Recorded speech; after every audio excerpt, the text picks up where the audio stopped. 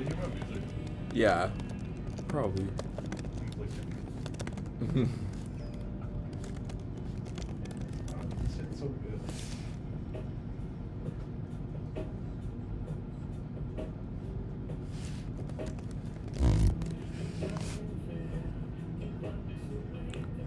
Vanessa put me onto this. I gotta move the chatter screen so I could see. There we go.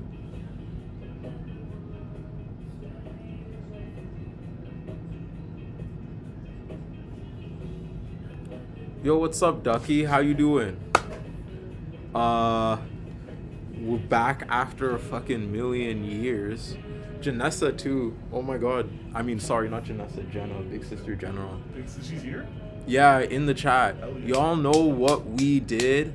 Y'all know what we did the last, like... It's been like... Oh my god, it's been like a month and a half, almost. We got a lot to catch up on. Yeah. We tell them about how we killed the data center. Tell them about how we established a whole food system that serves 250 people. Week every Thursday. Just in one day. Yeah, but then the rest of the week is still wagon runs and stuff. Like, we're still doing the wagon runs, but on top of that, we're giving out the 250 plus meals. Yeah. The fact that we have like so much capable people now. Like, I haven't told y'all about like Jenna, who's in the chat right now, who literally wrote that moratorium for us. Big Sister General. We just threw a rally literally like 3 days ago, which had like 120 people for women's reproductive rights to counter a U.S. PSYOP. Women's rights as a whole. Yeah. We just, what did we not do? I don't know. We just did a million. We just answer calls to the community. Yeah. Like you said, Batman. Okay, yeah. They put the star in the sign and we're like, shit, we guess so. Yeah. But today we're coming back here. I'll probably cut this up when the stream is done and give you clips of what we've put in speeches, explain a little bit more off camera how all this was put together, how all this worked. But I'm with Christian right now because you want to explain what's happening with Treaty Supply?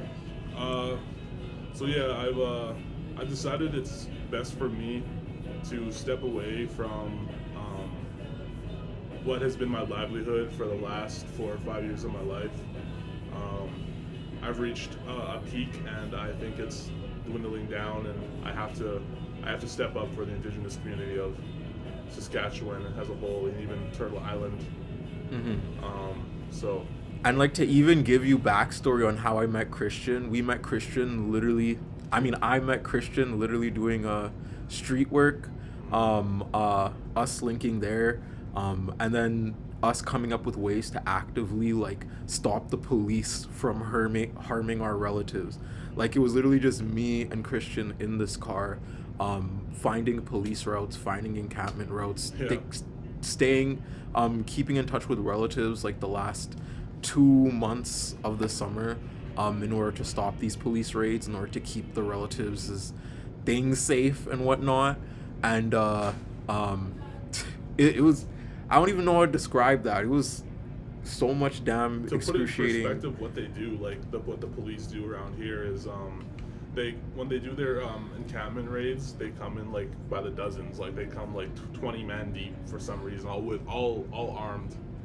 And they go 10 to 10, giving them 20 to 30 minutes to gather up their entire lives before the people lose jurisdiction of their items in the tent. And they're like, all right, if you touch your shit after that 20 to 30 minutes, you lose jurisdiction, and you could get jail time or a $10,000 fine, knowing damn well they can't pay the $10K. Exactly.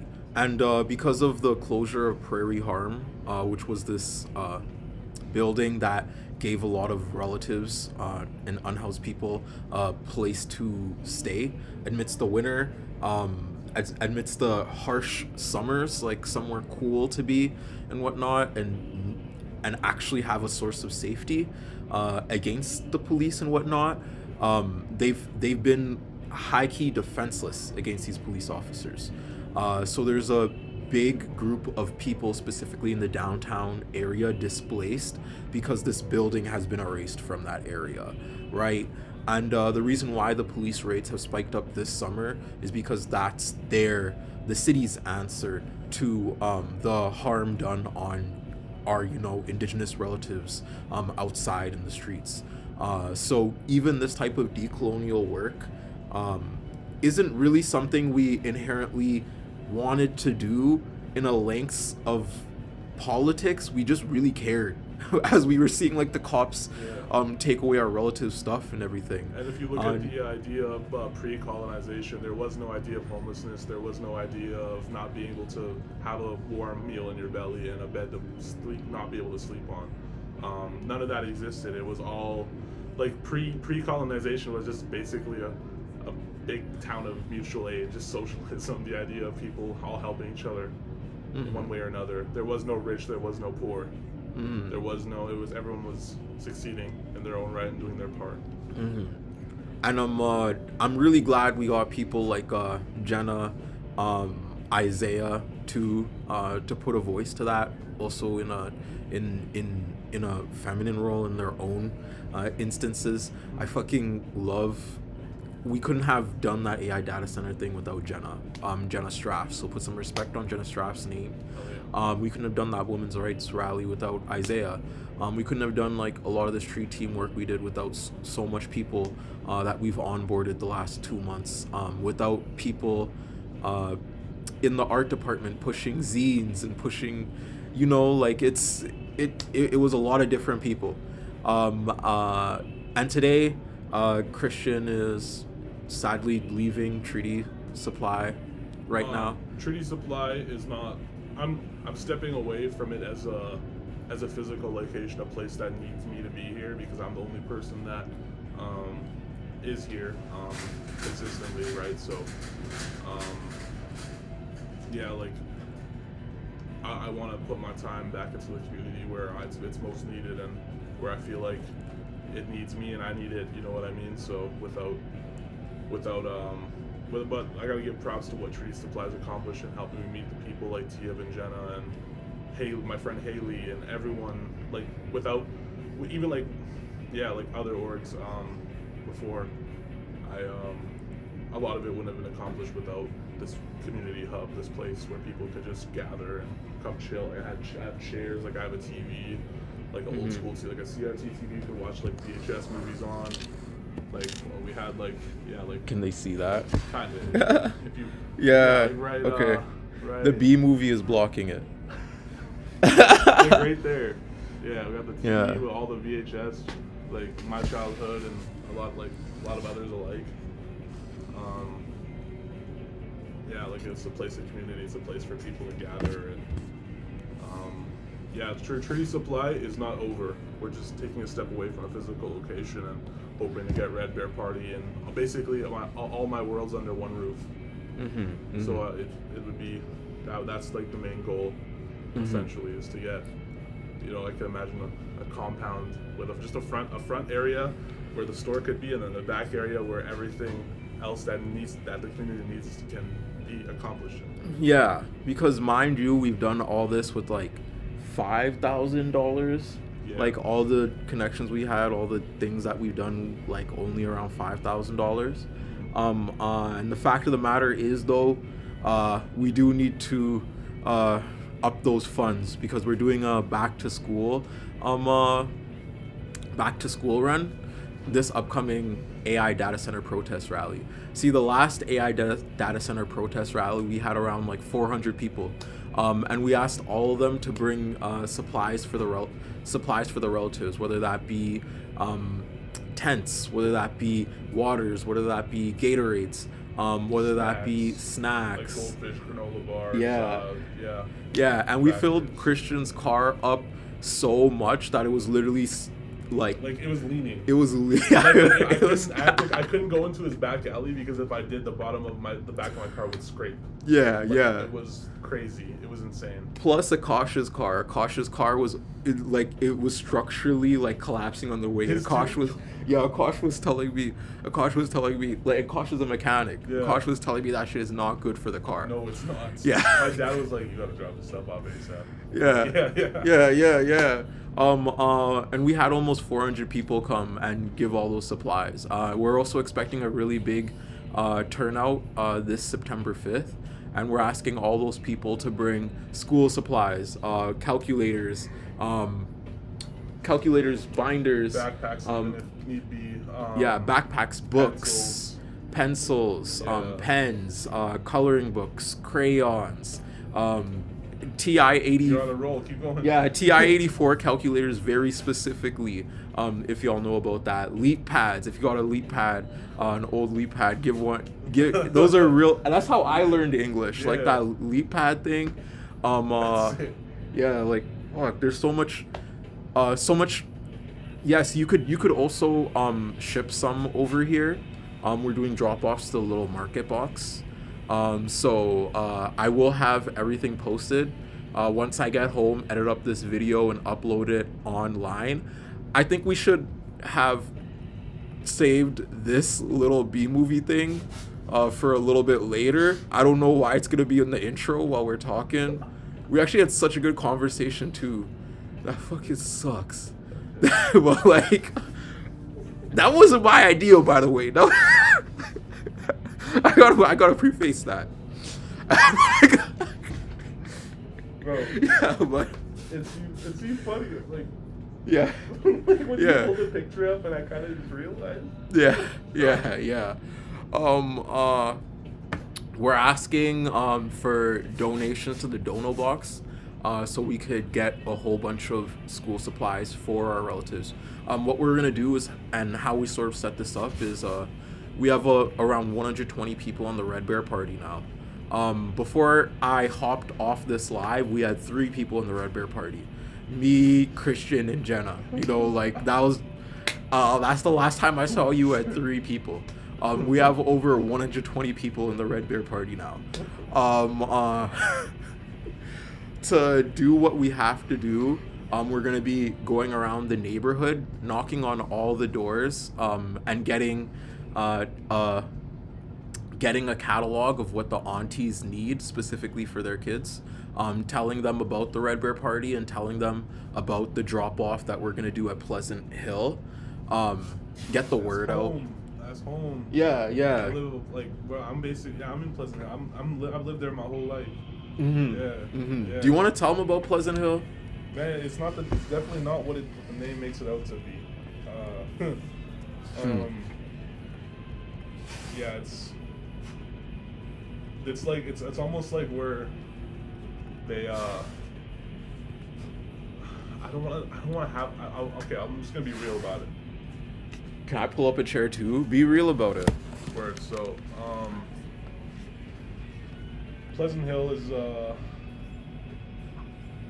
it's definitely a community hub. Oh, Taya. Oh. We're live right now. We're on stream. Oh. Come say hi. Sorry. On what? Twitch. On Twitch. Oh my god, you guys are gamers. Yeah. Yep. We're trying to watch the B movie. The B movie? Yeah. Jerry Seinfeld's an asshole. Okay. He's not even the worst character in Seinfeld. What was I talking about? I was talking about Pleasant Hill, and it definitely isn't what the media makes it out to be. It is a high crime rate neighborhood, probably the most highest in Saskatchewan. Majority of the reasons why I look over my shoulder and keep my head on a swivel is a result of growing up in that neighborhood, but that's also me just being around the wrong people at different points in my life, right and wrong people, right time. Yeah, I'm not even gonna lie though, you're not that wrong about it, because remember that day, literally that person made a Facebook post about it, where that guy got, well, it wasn't mace, they were definitely just terrorizing him. It was just like a hairspray in a bottle, but they were just spraying little kids. And one of the girls that were there was literally topless and running and yelling. they were yelling out for like their sister who's also lost out there. Yeah. And we literally, on a split-second decision, after turning a corner and seeing this guy get sprayed, just pull up, and like they hopped in Christian's car and Christian got him out of seating. That all happened like in the span of like minute and 10 yeah, seconds. minute 10. But it seemed Less, so less. long. Yeah. It was wild. Yeah, it was probably like 30 seconds, but yeah, it did Yeah. feel like it definitely Yeah. felt like a few minutes. But Yeah. like pulling up into the intersection and see like a couple of kids crying, I was like, yo, I wrote my like, y'all need help? Like, can I help Yeah. y'all get something? And then they're like, yo, we need a ride. Like, we're getting chased. We're about to get killed. I'm like, oh. Yeah. So I was like, I get it, hurry. And then one guy was around the intersection, messing around on a scooter or something. He was doing something. And we were able to get there's 3 of them. We were able to get 2 of them in the van, but so we spun around the intersection. And they were like, oh, there's our homie. And I fucking like, I did a donut in the intersection, exactly where he needed to hop in. At the angle he was running at into the van, he ran in, but whatever they were spraying was able to get into the van. I think it was mace. We think it was mace, but it didn't smell like mace. But it was like, that's the kind of stuff I've dealt with, I've seen and witnessed and experienced my whole life living in Pleasant Hill. A lot of untold stories that I think I will never be able to tell. Yeah. But And that's a big reason why this drive is going to the Pleasant Hill area, because when you do mutual aid, it has to be intentional, and specifically, our intent is to repair systematic harm done on a collection of people who have resided in those areas. it almost feels like the dumping ground for the most marginalized was Pleasant Hill. Definitely. Just like this where they left us. This like, well, everyone else was expanding out to the suburbs, and you know, allowing themselves to be in those neighborhoods, and you know, and while everyone else was still practicing culture, who stayed behind practicing culture and trying to unassimilate themselves was left in Pleasant Hill. And majority of the reason why Pleasant Hill is like 80% indigenous is because of that reason. And that's why we're going around knocking on those doors, asking for the auntie's needs, and then moving and setting up in that area around that park about a week after the data center protest, where we will be dropping off all those supplies and whatnot. So just know that is open. You can check the Red Bear Party on Instagram for updates and everything that what we're doing, because I've been doing this constantly for like 2 months. Christian and I, even longer than that. You could go as far to say we'd be doing this our whole entire lives, but I digress. In one way or another. I digress. Yeah. I digress. There you can help and whatnot. I'll also be posting that link over here. But for now, we're just gonna be talking and whatnot, and having conversations. There were so much people that said something, and we brushed over everything. We didn't even reply. We gotta. How are you doing, Chad? How's the audience doing? How are you doing, Chad? And I'm gonna throw that. Homie said great work, y'all. Oh, that's Ducky. Oh, this Ducky? Yeah, Ducky's been one of the Hell yeah. coolest people that have followed this channel. Ducky dude, you look like a streamer. Oh really? I do?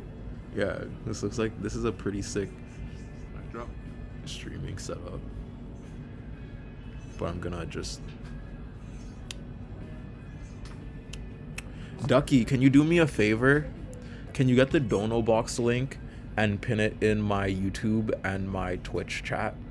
I would love you times 9 million. Times 9 million. If you could do that. Okay, I'm gonna go back to the other position. Someone said I'm currently at work, right? Wait, a lot of people messaged. Ducky said was shit because of illness, but this is making everything so much better. Beetle Boy said I'm currently at work right now. Want to beat everything. Want to beat everything y'all have to hear. Also, this is Snoop. Oh, see you. That's Atlas. Atlas is there. Oh yeah. Beetle Boy is Atlas. Surviving after my recent trauma, but I'm okay. I'm sending you love, Starbush. Diara said, "What does Pleasantville need most?" Sister. Yeah. Pleasant Hill. It's not Pleasantville. Pleasant Hill. Pleasantville. Pleasant Hill. You know, in a way. Do you want to say hi, Taya? Me? Yeah. Yeah. Taya helped out with our anti-AI data center protest rally, and also at the reproductive rights one too. They're amazing, and yeah, The goat. yeah, That's the me. goat, yeah. The goat. There's one thing that Pleasant Hill, as a community, or like any assimilated neighborhood like Pleasant Hill, or is assimilated the right word I'm thinking of, as a whole? Like, how would you explain like Pleasant Hill as a whole? Like, not just assimilated, but it's like. You mean like in terms of I'm gonna tell this to the audience too. This is how we think of gentrification, right? Yeah. And specifically the gentrification of indigenous communities. They will high key take away services and make services more So gentrified is like limited. a bigger word. Yeah, gentrified is a bigger word of that whole entire city process. Yeah. But the stripping of services in marginalized areas, quote unquote marginalized areas that have been historically marginalized, right? That's a collective attack, an infrastructural attack on a collective of people that weakens them, right? If you take away hospital services, like if you make worse service of a hospital available for people that live in that area rather than people in the suburbs, all of a sudden you have worse Medicare for those people, right? More illnesses. And then you gauge that also in Canada by price point, right? Like the reason why St. John's is in this marginalized neighborhood is because, you know, the services there are cheaper or whatnot, right? Why are those services, quote unquote, priced cheaper while the services over there that get all the funding and whatnot are priced higher simply because the tax bracket is a bit higher in this area? You know what I mean? It's a capitalistic way of applying racism through the monetary, Through everything. yeah, Yeah, basically. yeah, through money, through money. Yeah. I think Jenna has a lot of story. Jenna had this story about how there was a specific college in Sask that was at the outskirts of the city, and it was marginalized from the rest of society, specifically because they were a collection of 18 people. Sask. I don't know if it's SCS. Jenna's definitely in the chat still. They could vent about that, but yeah. Well, yeah, gentrification. They definitely, when you gentrify the surrounding areas, when you don't help the afflicted community, when you sort of leave them for dead by taking away essential services like prairie farm, which all our services are so inaccessible in Pleasant Hill. Even like something as simple as a doctor. When we go to emergency, like at St. Paul's Hospital, we're waiting there for like 6 hours to go get our cold treated. Even though emergency obviously isn't the place to go, but sometimes emergency is where you have to end up, especially when the sickness gets worse after hours of a walk-in clinic. And even walk-in clinics aren't easily accessible in Pleasant Hill. There's like one. Yeah. And the one is also always packed because it's the only one. Yeah. Then you think about like things like qualities in schools, right? Yeah.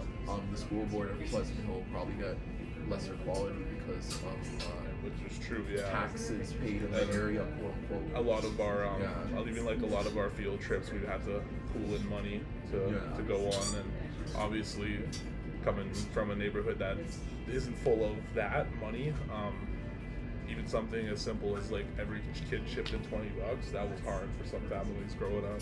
Yeah. It's also, boss, where's the link you want me to post?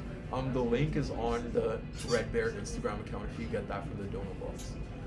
But for reference, like in Edmonton, I went from north side to, we talked about this before, north side to south side. Yeah. And south side have way better schools.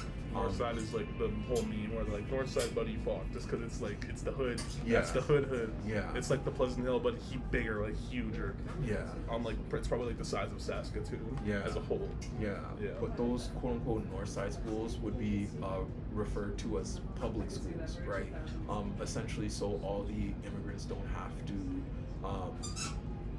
I guess, assimilate in that way and practice their religion. And it's a Canadian nice way of saying, okay, we'll give you a space, but we're going to defund the fuck out of it.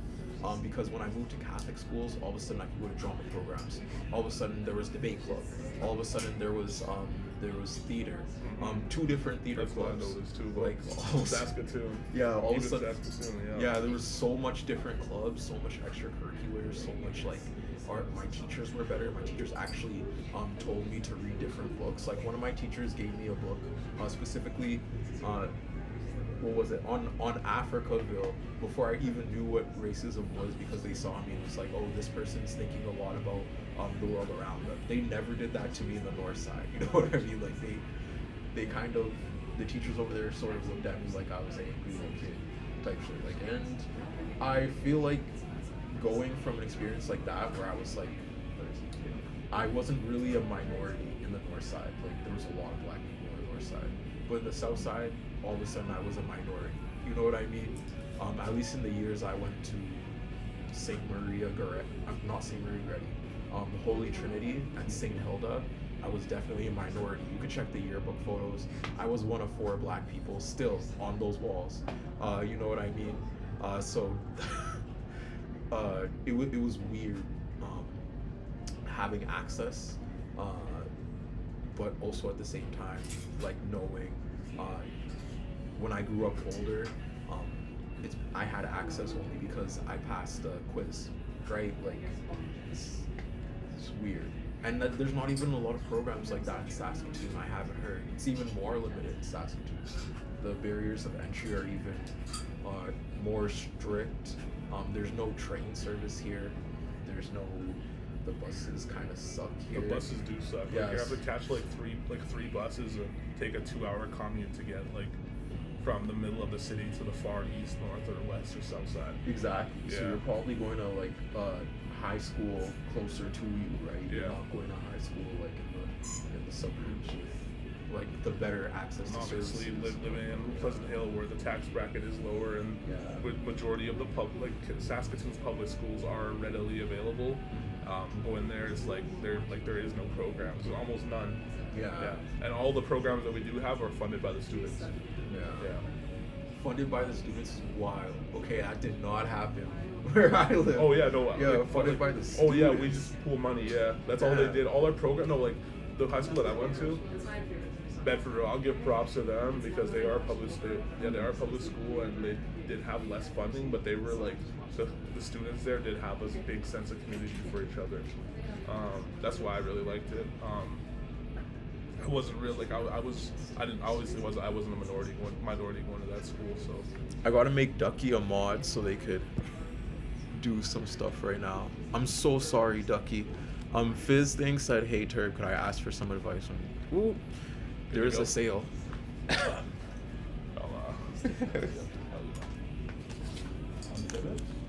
Cash actually. It's nice to meet you. Yeah, you too. I'm Theo. I've seen you guys on like your Instagram and stuff. I follow your work that you do in the city. It's amazing. Should make the AI content. I will, definitely. I'm getting that for my boyfriend. I have not sent him it before, but I'm gonna make him wear it. Yup. He's going to Mexico. I'm Yo, like, this is you're gonna sick. be an uncle. You want to see what they caught? Oh. Taya copped this sick ass flame button up, like some Guy Fieri shit. You feel me? And then They do. I like it. this cute 80s t-shirt Aw. that says "I love my auntie." Or make it to a crop top. Yep, Absolutely. bro. I could just wear Aw. this and it'll be cropped. Yeah. It's like way too cropped actually.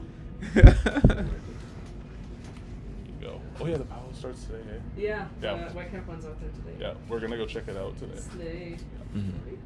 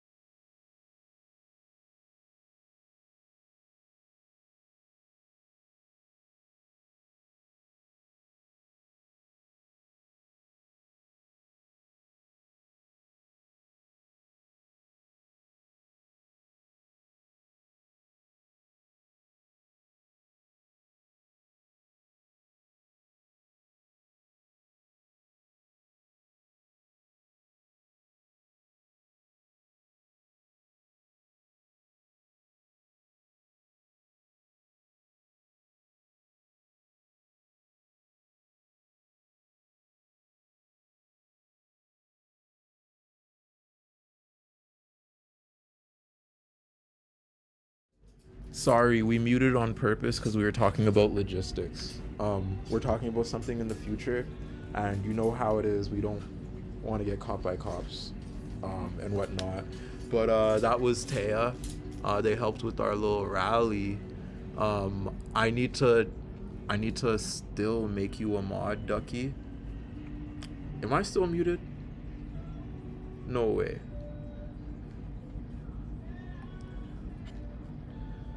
I just gotta make Ducky a mod really quick on my stream.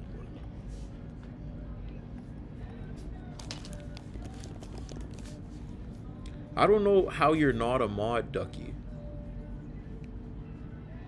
You know how long it's been since I opened up YouTube?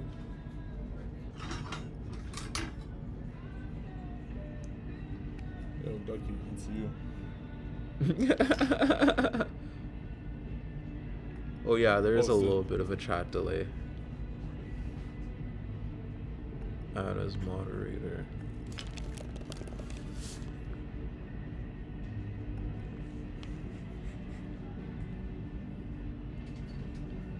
We got 13 over here and 13 on the other. We have around 26 people today.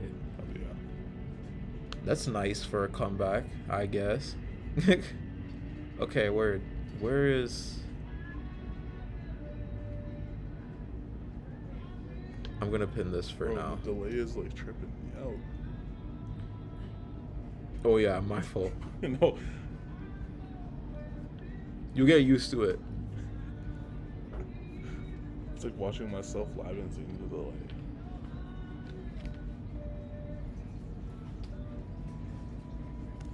Oh, we just hit 2,000 followers on Twitch. Let's go. Let's Bro, I wish I had a go. kazoo or something. I wish I could work right out here, but I'd probably get the cops called in next. Yeah. I don't even know. What are we gonna watch? You want to sit here? Yeah, What are we gonna watch? We have to decide. Hey chat, what do y'all want to watch? Chat, if you want us to watch anything, react to anything, we'll be like Zeos and Bilu. We'll just, but the more intersectional version that goes outside and stuff. Philosophers. that goes outside and shit. Chad, clip that. Yeah, we were gonna watch the B movie, and I'm not sure if I want to watch that. But it's something. Killer Bean. You want to watch Killer Bean? Have you watched Killer Bean before? I know Killer Bean. I've never watched it. What do you think? I mean, I'd be down. Yeah. Yeah, I just put it on, I guess. I was trying to get Foreign to play the Papa's game. What's the Papa's game? Y'all gotta explain some shit to me. That's something new.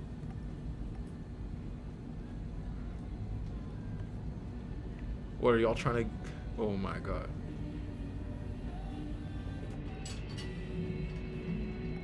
This game. Display. Window capture.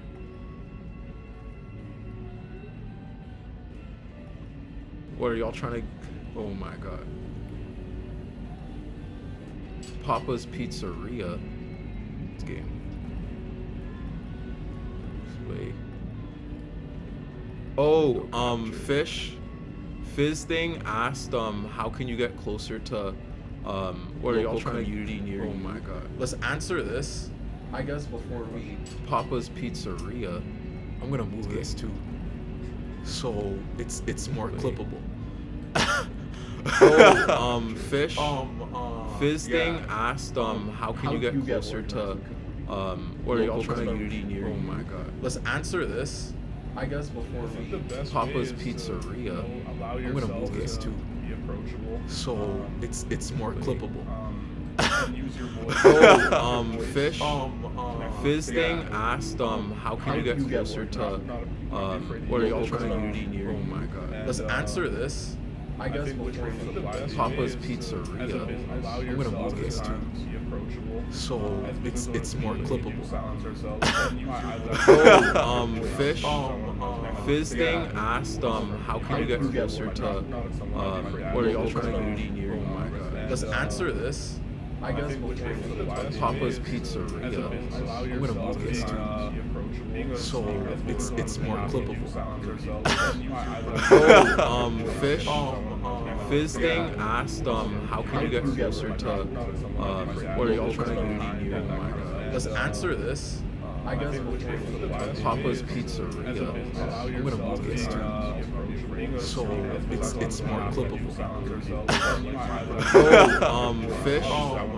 Fizz thing asked, how can you get closer to, what are y'all community near you? Just answer this. I guess Papa's Pizzeria. I'm gonna move this too. So just do what you want to do. Do things that make you happy, and that'll connect you to the people that you need to be around to get into community. Essentially, I'm not gonna lie to you, Christian. I accidentally looped the audio on that, so you didn't hear that. So we're gonna need you to answer that one more time. Okay, what was your journey like getting into community? And secondly, what's your advice on people and how to reach people? I'm sorry, that was definitely my fault, guys. That was my fault, chat. Yes. I don't know why I uplifted the second lever like that, but keep going.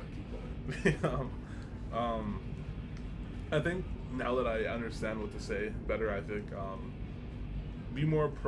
allow yourself to be more approachable by people who are like-minded as you. Like, put yourself in places that you enjoy being, and that will put you in a sense of community or a place of community where you can connect with people who do stuff that you like to do. Like, if you I wouldn't ever sell something in my store that I wouldn't like, so that brings people who like the same stuff that I like into my store, for example. Also having a store helps, but also being able to use your voice. Like, for me, my biggest reason why I started my business was because I wanted it to be a voice for not only me and not only my community, the indigenous community, but to also be a voice for someone like my dad, who attended residential schools and didn't have quite a voice like that growing up. So that's what, it's just doing things that you want to do allows you to bring in and attract people that within your community that also do what you like to do. Yeah. And to answer your question, their name is Christian with the E. They use, T-E-N. they be using he, him pronouns. But like when it comes to marginalized communities, like you said, I feel like we've always been quote unquote organizing against a systemic structure that has wanted to erase us in our cultures. And like your dad's story was like hearing about how he went through residential school and how he was still organizing for his community and how he was still afflicted in the same I guess depression of colonialism, like my dad too, but it was just in Sudan, you know what I mean? Exactly, yeah. Yeah, and this is sort of my first time on this continent in a lineage, like, to say the least. So when it comes to organizing, I look a lot to indigenous people and their means of surviving on this land, because first and foremost, they've been the best at surviving through an aspect of marginalization. They've survived a literal genocide wielded on them for the span multiple times, quite a few times. Yes.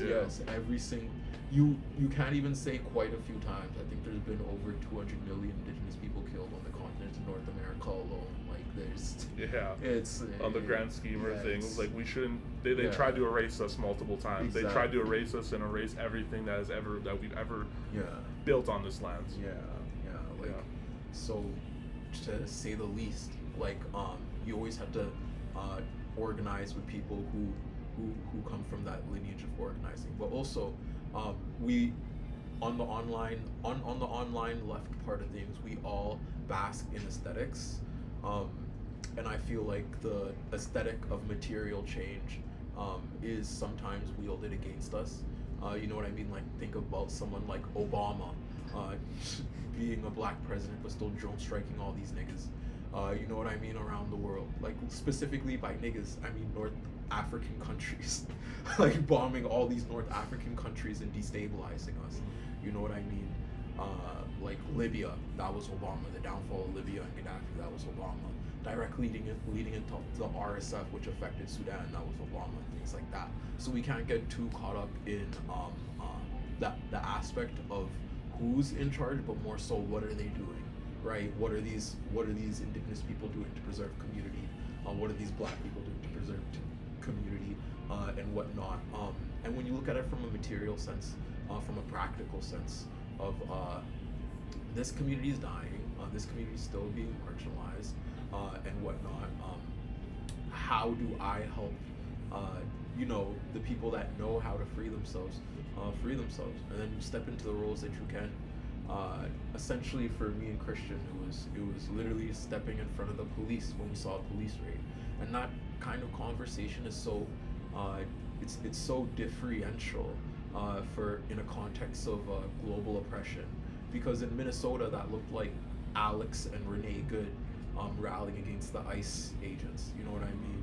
Over here, it might look like us rallying against the same railway that was killing all the bison and whatnot.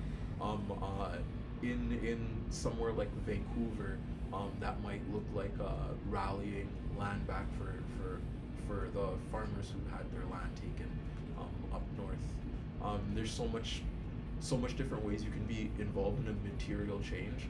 I feel like you have to think about the practicality of it, and whether you're able to see it through and whatnot. But yeah, we luckily have positions of power in our own communities, so we've been able to just link up and make our own little coalition of people. But it doesn't work that way all the time, right? Sometimes you're gonna have to go through the ringer and actually learn things the hard way, because some leftists abuse their powers in these orgs too. You might have to go through that, but even then, I say the experience is worth it. Like, even in orgs I've been a part of that haven't been, I feel the best. I learned so much from the leaders. I learned so much from the indigenous leaders in power. I learned how to take care of community members. I learned the ways to do logistics in boardrooms. I learned so much, so I say still do it because the experience is worth it. But please, if you can, know that Black and Indigenous liberation isn't just an aesthetic, and it's something you live every day. If you feel like something's off, leave. If you feel like something's off, leave. Yeah. That was long as hell. I'm gonna drag this down now. I'm gonna watch the Bean movie.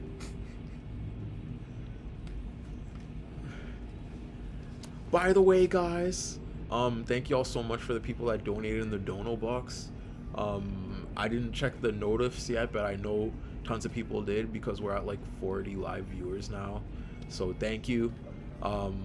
Sharing it around helps incredibly too, and also following the Instagram, seeing what we're doing and whatnot, because we do like these cart runs like daily and whatnot. Like these. This work don't stop. This is our break. Yeah, this is our break actually, which is crazy. Yeah, Fundraise. Still doing something. Yeah, it's crazy. Why am I searching up the Red Bear Party? Killer Bee. Actually, let me do that for them so they know. Yeah.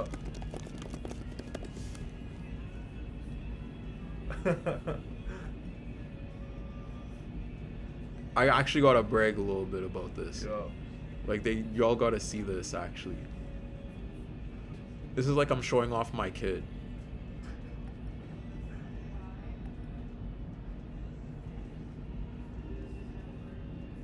Yeah, so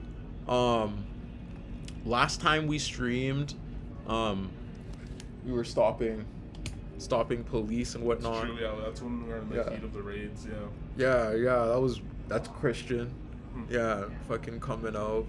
We're actually at Treaty Supply. We used to just call you Treaty Supply Vintage instead of Christian Red Bear. Yeah. But Christian gave out their last name literally to start this organization. Yeah, my whole heritage, my whole bloodline came from Red Bear, who fought alongside Sitting Bull and Crazy Horse. The Battle of Little Bighorn, I was there in a sense of blood and spirits. When they killed Custer, you know, I was there in blood and spirits. Right? We had a rally yesterday where we shut down Broadway for women's reproductive rights because there was this U.S. psyop, literally called the Canadian Society for Bioethical Reform, that are pushing anti-abortion bills, but this is to the detriment of women's choice, right? They'll wield women's choice for their political gain, and that's obviously not something we planning to do. These are all the matriarchs who kind of held it down. Isaiah here, beautiful as hell. Jenna too, beautiful as hell. Everybody pretty as hell. Fucking skin shining. Kind of crazy how Red Bear got every single baddie in the world. Crazy. Honestly. But they all held it down. That's what All I'm their saying. speeches were solid. Isaiah's speech specifically about forced sterilization, like I was literally crying. Yeah. When Mike was You know, it's there. Yeah. and that was a reality for a woman. My daddy told me stories about when he was in the Indian hospitals growing up, and they were doing tests on women and indigenous people, indigenous men, even children, especially women, and the forced sterilization, completely removing their reproductive organs and forcefully when they're young. It's definitely a rabbit hole that it's tough to go down if you're reading it for the first time, or even now, even after knowing about it as much as I do, and as much as I read about it and heard about it from story. It's still a hard topic to understand that they literally did that to us. Like a lot of even experimenting on how like using the Indian hospitals to figure out how supplements are taken now. Things like vitamins and all the medicines that they give us were result of testing on indigenous people in the Indian hospitals. Yeah, exactly. Like that food program.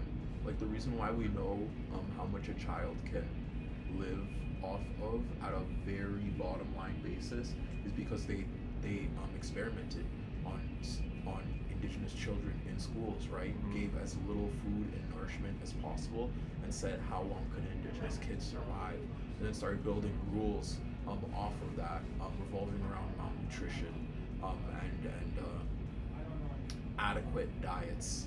You know what I mean? And that's something that has to be in constant conversation too, because Sask has one of the highest indigenous populations per capita, and had one of the highest indigenous populations because it was middle of Canada, right? Not all of Canada. Canada is not that new of a quote unquote country.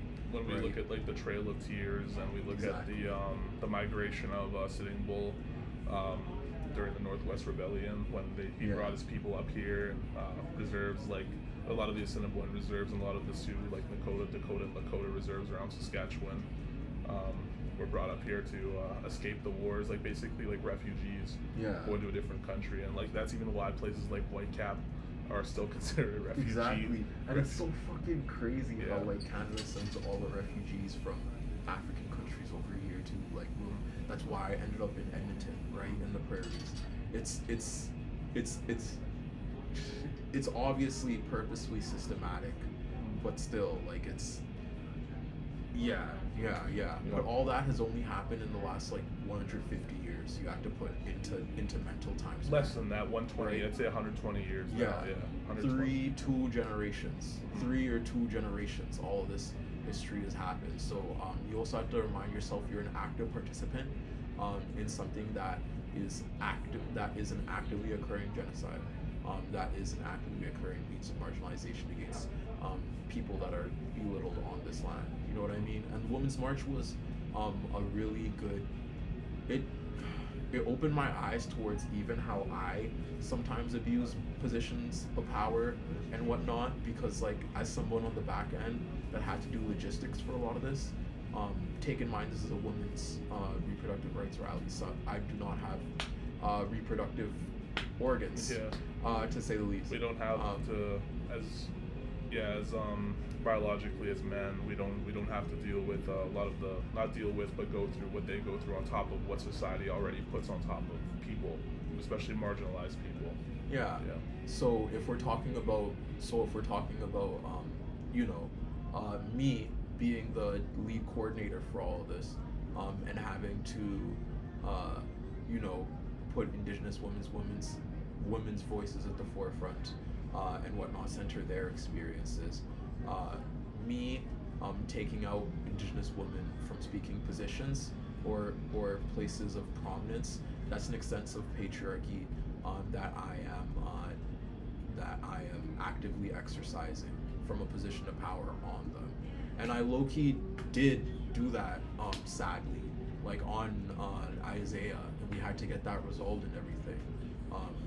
And when we're talking about intersectionality, sometimes the questions are, how can you be wrong, but still walk beside somebody, and repair and say sorry and give them the spotlight they deserve, right? Because you don't need to be front-facing for everything.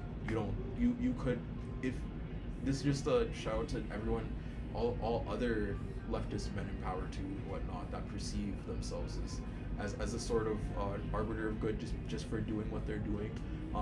Even while you're doing perceived good, while you're doing rallies and whatnot, you have to have the cognitive foresight to also realize that carrying the weight of a communal voice is carrying a lot of things that are above you sometimes, and some things you can't see as harmful, or and those things will eventually pop up, but it's a matter of your character, how you move through them, you know. So try to move with grace, leftist men out there, that fuck up. That's all I gotta say. There's a couple more things I wanted to pop my shit about, man. There's a couple more. Because this one was very much Isaiah, Jenna, and a bunch of the matriarchs snapping, doing amazing job. Atlas, pushing so much zines. Crow, pushing some zines. Dali, pushing some zines. Our Thursday drop-offs here. Yeah, we serve. That day was 200 meals, 10 carts of water. Yeah. Was that the day that I was? No, that was one before me. Yeah. Back, yeah. Yeah, with bannock, with bread, with. I forgot to do, instead of a Thursday drop off, I did a reel. Yeah, but yeah, it's Stella. Oh, this is the one I was at. Yeah, I was at this one. Yeah, you were at Yeah, this I was one. at Yeah. this one, yeah. Laura's sandwiches. Yeah. And that's how much we've served. Yeah, we killed an AI data center. 400 people showed up. Made a couple millionaires, billionaires mad. And shit. Yeah, I made a couple billionaires mad. Had Shit, Jenna. just another day in the office. You Yeah. Shit. Shit, just a Monday, man. Yeah, it's for real, dog. Jenna mogging here. Jenna mogged the government. Shit. Jenna mogged. Jenna writing mogged the government. Yeah. I don't even. There's so much things we've done. I can't even. All in all. Yeah. In less than 7 weeks. Yeah. Killer Bean forever. That's what we were supposed to watch.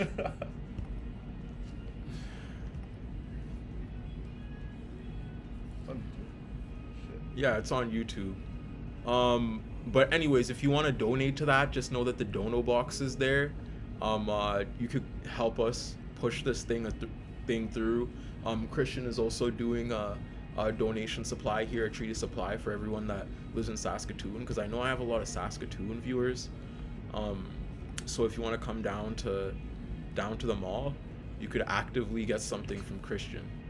Support us and support him at the same time, you know. So yeah. You know, I am, you know, I'm leaving something that not only is it my passion, but it is like the way I survive myself, right? So yeah, but it's not saying I'm not gonna be able to survive after this, but it's, you know, between the transition of wherever I need to be next, it's gonna be a little difficult. Yeah. So these funds help Christian to even survive as a chairperson of the Red Bear Party. You know what I'm saying? Not just chairperson, co-creator, one of the three, right? Where's the dono link? I have it pinned in The Red Bear Party. yeah, on the Red Bear. Is it pinned on here too? Yeah, I thought I pinned it here too. I'm sorry. I'm gonna go back and check the chats one more time, see if that's pinned. For real, for real.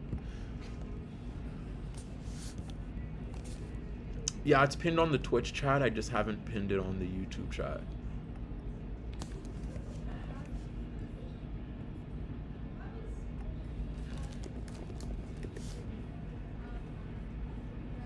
Do you hear it, Killer Bean? You just hear my music.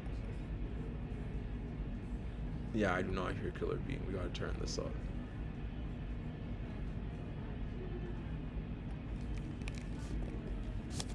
I thought I made you a mod, Ducky. Ducky, I just made you a mod. Again. My fault.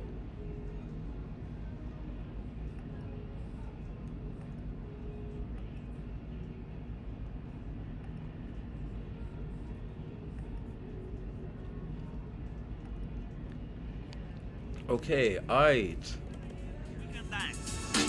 My fault. Hello? Hello? Beach?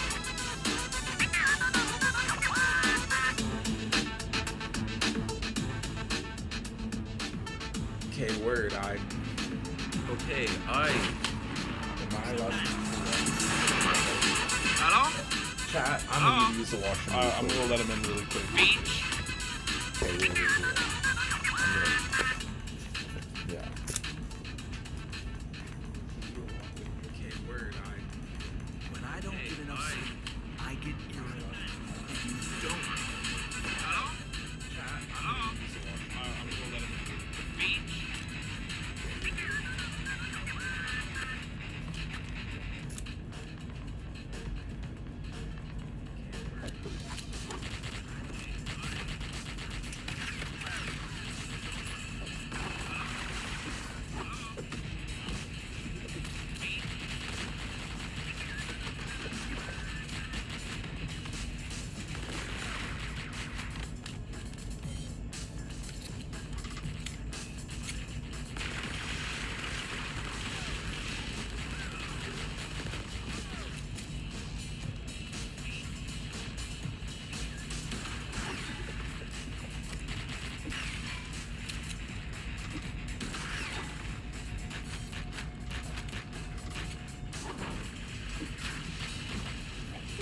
So it's me and you, chat.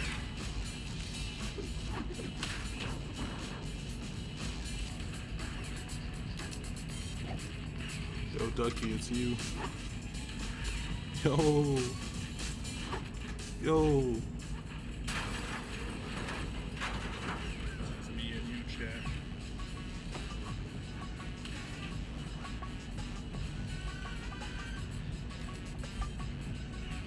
Ducky, it's you.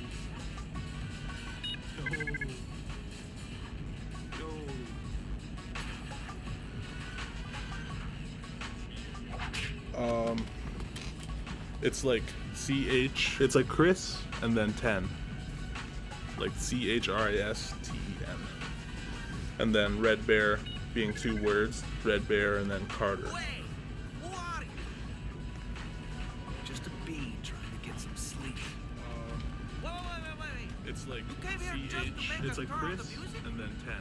If you were listening, Like I CHRIS. said I would come here to turn it off myself. And then Red Bear What? being 2 Are words, you insane? Red Bear and then Do you Carter. know what you just got yourself into? Do you know who I am? Do you know who my uncle is? Yes, I do. Is there anywhere I can put this? Here, it'll be right there.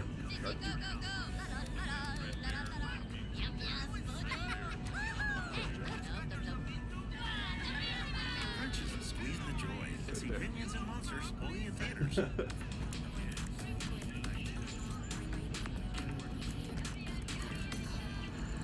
Was that an ad?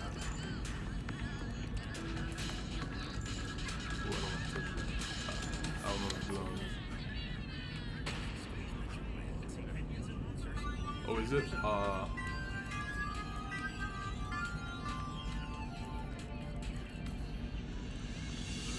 Dia will be back in like 3 months.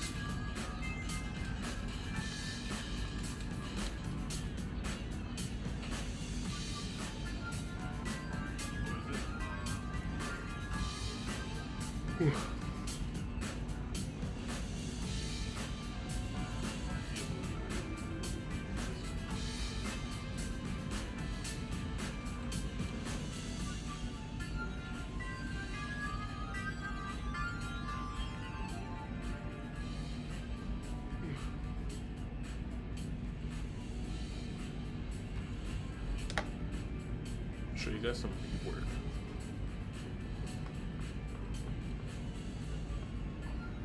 It's sick as. No, I've never seen Killer Bean before. Yeah, man. You watching Killer Bean? I watched Killer Bean. Doc said they want to sit beside me, so I put this. Detective Crumb. No, I've never seen Killer Bean. Yeah.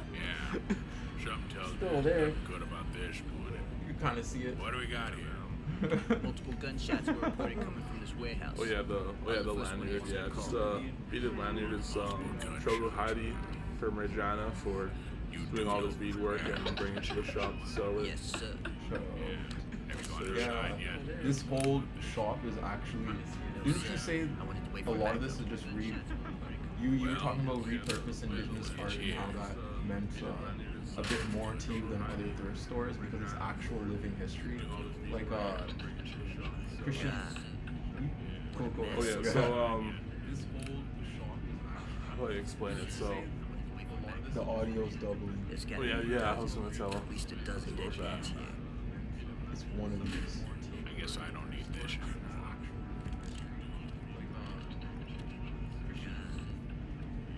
It's one of these. I don't know. Testing. Oh no, it's just the audio doubling from Killer Bean. I guess I don't need this. Okay, is the audio still doubling, chat? What does that happen? Is there still an echo, chat? Testing. No, because I opened another tab, so there might still be an echo. Let me know, please. Maybe you have Twitch loaded up on another tab too. Okay, is the audio still doubling, chat? I think it's okay. Is there still an echo, chat? Ducky says it's okay now. Okay. No, because I opened Okay, yeah, they're saying yes. Sometimes there's an echo. Yeah, that's when we play Killer Bean. There's an echo. Maybe you have Twitch loaded up on another. Okay, keep going. The idea, I was going to talk about like the idea of vintage. For me, vintage is a way that I can do my part in giving back to Okamima-ski, meaning Mother Earth and Cree, Plains Cree specifically. Okamima-ski. A big idea that we I was going to talk about like the idea of vintage. An idea, but the greater purpose of Mother Earth is she allows us to borrow resources and things we need to survive off of her and give back to her through laying down tobacco or doing ceremony one way or another on her, and appreciating her for what she allows us to have. And with doing vintage is doing my part. Like you look at a lot of unfortunately, a lot of third world countries in Asia get a big amount of textile, textile waste from countries like US and Canada that are... Give me a second. They be saying it's doubling. Guys! How the fuck this shit double?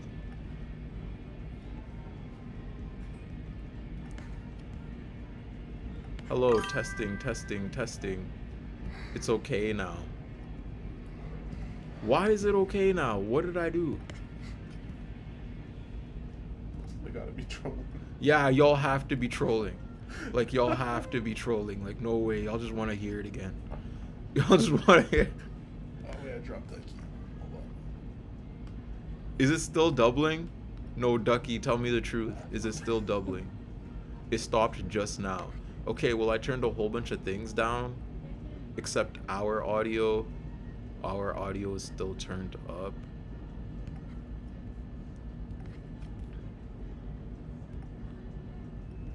They're not trolling. They're saying they're not trolling. They're saying...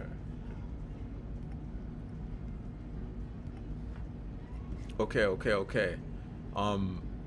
Christian, we were talking about the importance of vintage, and specifically for Christian, the importance of vintage, at least how I understand it from when we had our talks, is the fact that this is all repurposed, right? Repurposed actual history. It's not too bad. I'm not asking if it's too bad. I'm asking if it's doubling. Is it doubling? But anyways, the purpose of preserving this history hasn't really been I guess in the best interest of indigenous peoples, right? Things being put on a price tag, specifically related to things like residential school clothing being resold, things like indigenous heirlooms.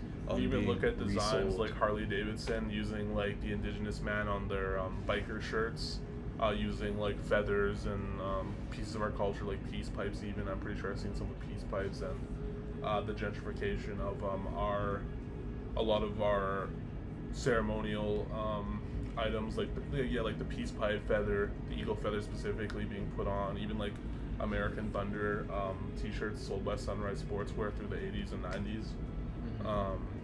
And how even today a lot of the vintage pieces that do represent some kind of indigenous history from Turtle Island are worth a lot of money just because they have that design on it. But you look at somewhere like my store where I literally sell culture, the idea of culture through giving back to Mother Earth, by taking what has already existed, like vintage clothes, and reselling and giving it a purpose, and not having to create from what doesn't already exist, and continue taking from her. That's the idea of treaty supply. And a lot of these clothes are affordable as hell. Like, you come in here and shop off that $20 rack and whatnot. There's also more than just clothes.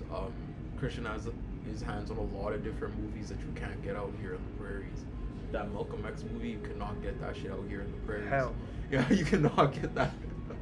I also You'll sooner run across a Confederate flag than a Malcolm X. I promise you. No, for real though. Yeah. Why in the prairies, dog? Yeah. Like, why in Canada? Yeah, but yeah.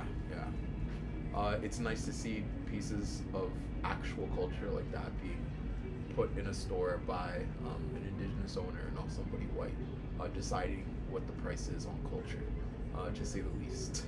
And so, can I just start throwing shit? Yeah. So Value Village, well, I guess everyone talks shit about Value Village and they don't do shit, but Value Village and What? You're saying Term, I've noticed in your video comment section people are hating because they say you sound too arrogant or something. what? Man, this is just my life, man. Oh, this is how I talk. I guess arrogance is feeding people and shutting AI data centers. Yeah, down. right. Arrogance is shutting down AI data centers. Arrogance is feeding the hood. Arrogance. I don't know, man. How you want me to talk?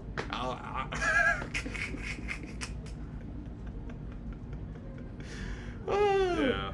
Yeah, no, but at the end of the day, like, I'm a public figure and I get a lot of eyes on me. I get more love than I get hate, so I don't really. One way or another, Yeah. man, you could cure cancer and you'd get fucking. Yeah, you'd get shot by the CIA. You Yeah, know what I'm saying? Like, you could do anything, get shot by. But you could try to liberate the people, take every single step before Donald Trump comes and takes all your money, And but then- they'll still call you a fucking terrorist, throw you in prison. I mean, look at the Black Panthers, right? Yeah. Like, if y'all listen to the Black Panthers, there would be no Donald Trump, but no, Black Panthers were too fucking radical. If y'all listen to the Indian movement, there'd be no fucking genocide. But no, they were too fucking radical. If y'all listen to the Asian student movement, there would be no xenophobia. But no, y'all were too And all we did was empower each other. Yeah, All we did was just empower. You know, you look at the Black Panther Party and the A movement. All that we did was just empower each other by feeding each other and giving each other means of living in this kind of society where everything is fucking expensive. Deadass. And at the end of the day, I'm not above critique. Like, I'm still able to be critiqued. Like, Christian and I point each other out about things all the time. People in my party point things out about me all the time that I don't really see. I haven't ever seen as a flaw, but then I've realized I've had to change, you know, personally. So I'm still saying I'm moving. At the end of the day, I move materially minded, but I'm still within critique, the same way everybody else is. So thank you so much for staying, even though the arrogant comment, what the hell? I didn't even see those on my community tab. What the hell? But anyways. I was talking about Value Village. Yeah, Value Village. There was one time I saw a dream catcher with indigenous child watercolor painted on it. It was like $300. And I went and asked the worker, I'm like, who priced this? It's like it, and if you know anything about like how last names are important, especially on the prairies, like last names can like literally trace you back to your ancestors.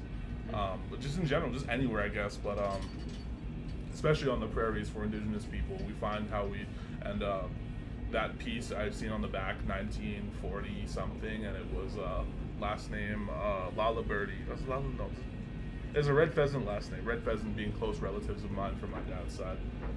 That was literally a piece of my family at some point, and they had it up for $300 at Value Village, and I couldn't even I asked them like, this is literally a piece of my family. I told them, I'm like, which one of y'all priced this? Yeah. There's no indigenous person working here. Which one of y'all priced this? You know, if anyone is allowed to price it, it's me, and y'all should just give because this is my family heritage.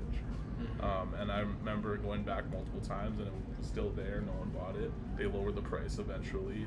Still, no one bought it, and I remember it just disappearing off the fucking counter. I'm guessing someone might have paid the price eventually, but like that's something that actually happens. You go to the thrift stores and someone donates something that is cultural. Even like I seen a walking stick, like a sacred eagle staff with the eagle feather on the top.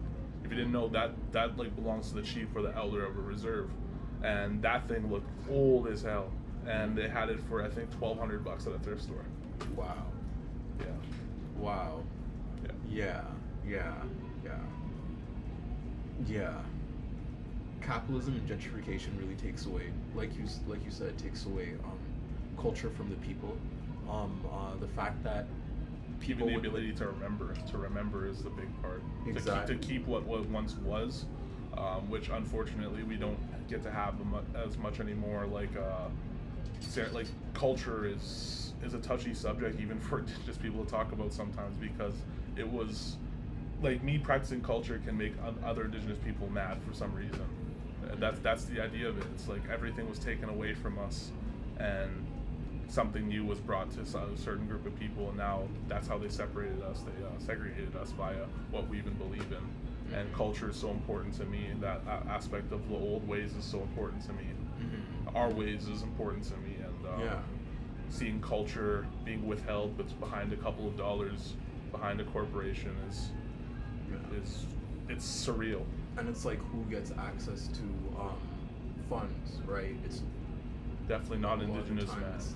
not indigenous people who want to preserve culture.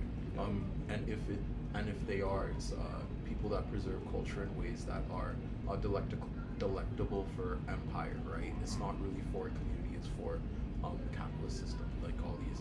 I don't want to throw too much shade. To go sit on a beach or something. Yeah, I don't want to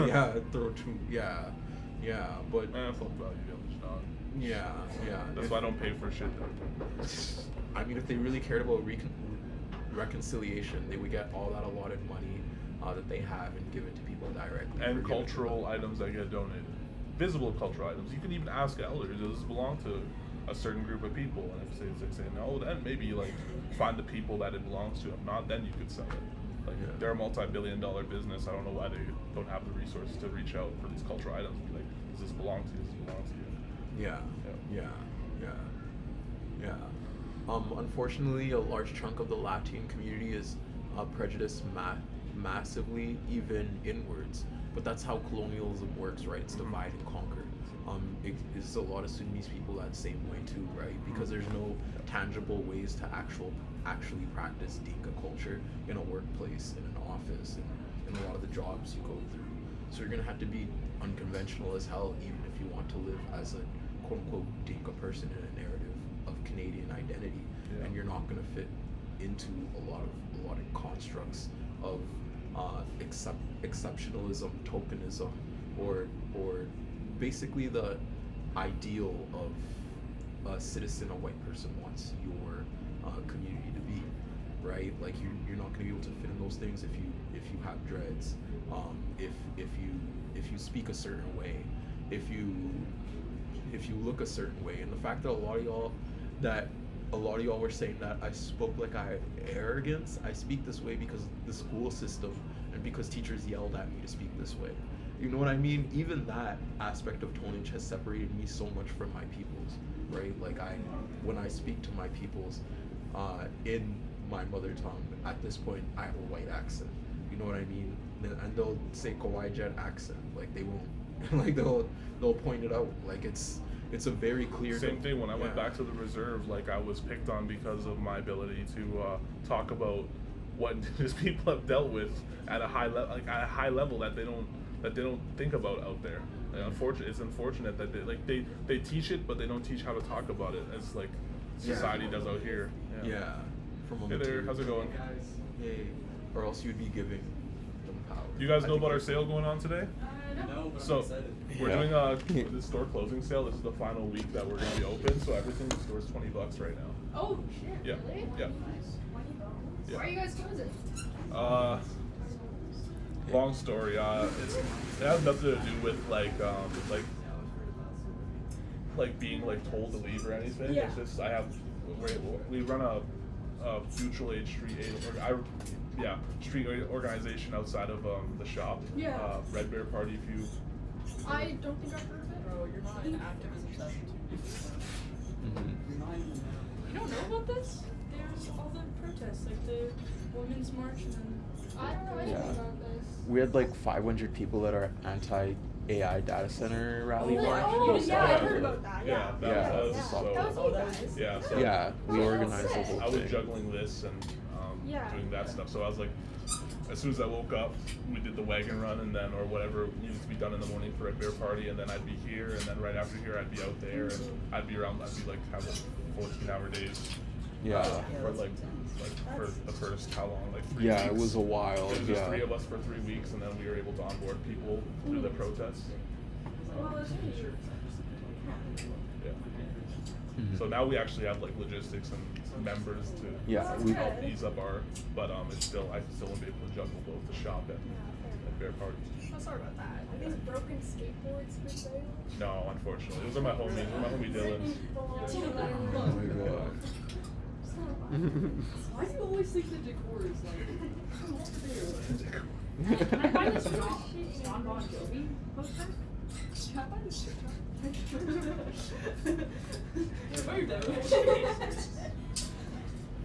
I just realized I will have to sell like some of this stuff eventually.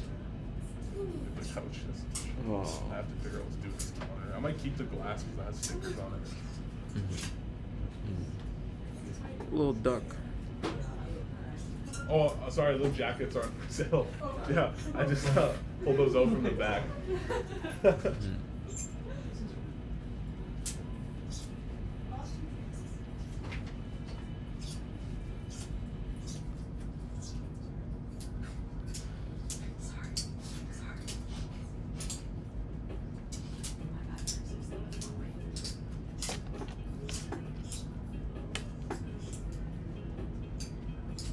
Should I make a post like this? Yeah. Do it. I think I'm spent.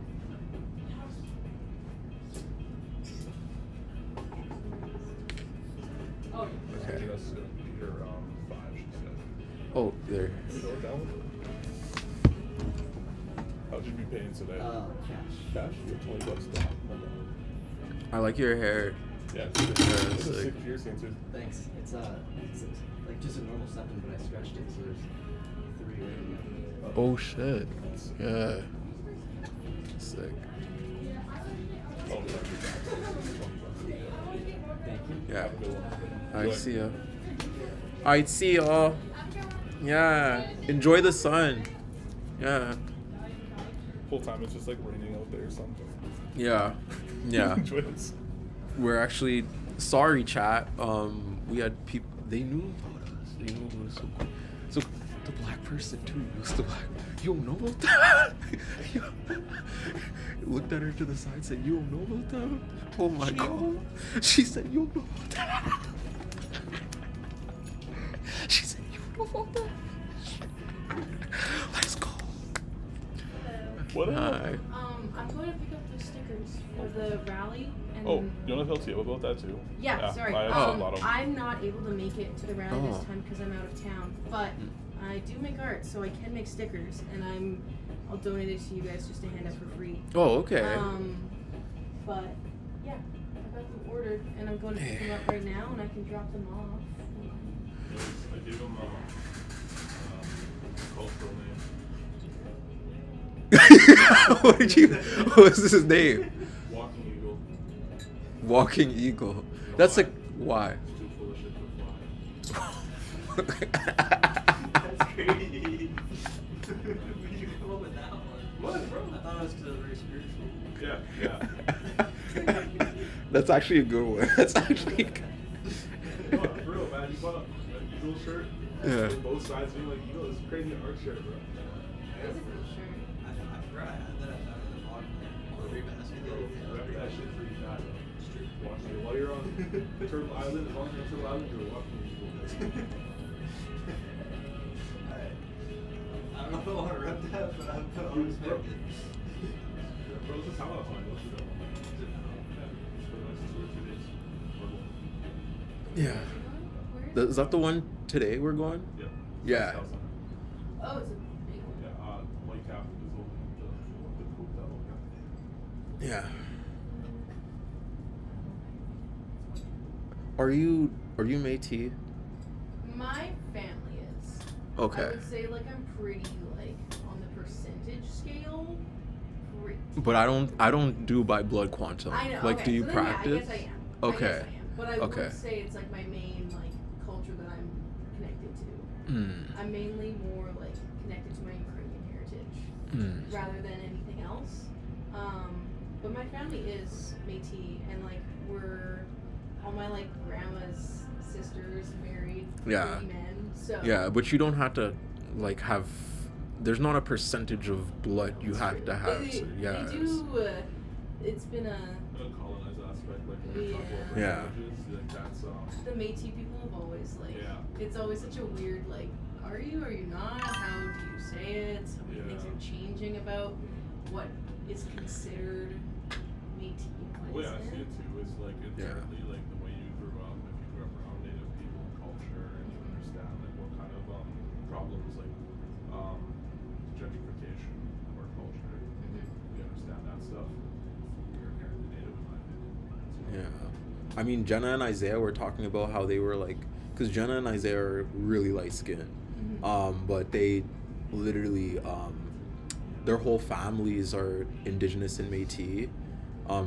Well, I think different for Jenna. Jenna's Métis entirely, then Isaiah's is indigenous.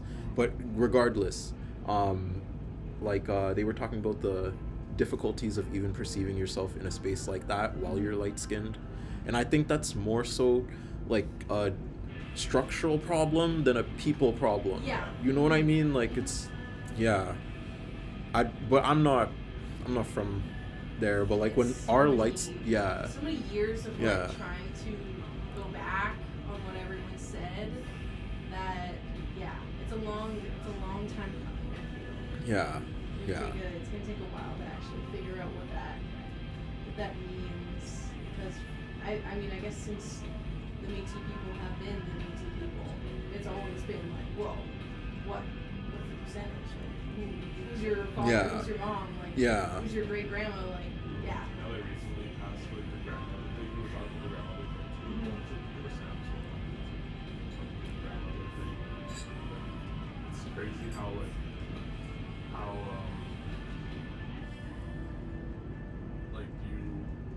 they allowed so much to consider yourself like. Oh yeah, like my mom got get full. status and stuff. Yeah. My mom's like Métis status. She got her full funding for schooling, but I didn't make the cut. Like we did the tests and everything, and I didn't make the cut because it was. All because of a blood percentage? Yeah. That's what, It did you know goes that? by Did you know that? generations. So my mom from like. I heard about this pure- happening in places like Louisiana with like black percentages and stuff. I didn't know they did this shit Yeah, with so indigenous it- people too. Back when I was. I like, did 4 or this shit. 5 You know how years ago- extremely racist this. Yeah. Yeah. Okay, sorry, but Like, yeah, 4 yeah, or 5 yeah. years ago, Yeah. essentially, like they did the law Yeah. was if it was 8 generations. I didn't. Okay. Like 8 generations. So my mom was like the 8th generation from when the first like Métis person was in her family. So know. those 7 generations don't count. No, they do count, but like the 8th is the cutoff. So the 9th Oh. generation, you were not considered Métis in like the Métis Nation or like the government funding process. Like you're not Métis enough to receive funding. Yeah, it's weird. Yeah. Yeah, it's weird. It doesn't make any sense. I don't It's, like, understand what how that's, like, a law. qualifies, Like why Like- 8 generations? Why a percentage? But I think they're now like trying to change that from what I've heard. But I don't know. Yeah. I don't know. You made your business card, they just sold a tattoo. Sold a tattoo for me. Yeah. Okay, I'll grab you a business card. Actually, Matt, can you go? One of the ones on the. Yeah. Mhm. I got this upstairs. Oh, cool. Awesome. Yeah. Have you watched Sinners? Yes. You know that Haley Steinfeld's character, like the one drop Yeah. rule. That's what it reminded me of. Like what the hell? But just in reverse in terms of depletion of funds. Mhm. Yeah. It's weird. That's weird. It was a cool movie. Yeah. I'm really into like folklore and the history of like Robert Johnson. If you know who Robert Johnson is, he's a very like, I don't know. I think it's just very funny that people would create like folklore just because they didn't believe that a black man could play guitar that good. Yeah. And they totally took like his story and twisted it into like a vampire thing. But it was cool to see like the Irish folklore and just like everyone's. Yeah. Mhm. It's a sick movie. Mhm. Sweet. Okay. Thanks, John. Yeah. If you correlate with Christian, I'll get them over. I'll get all the stickers over there. Cool. I'll drop Yeah. them off today. You guys are open till 6, right?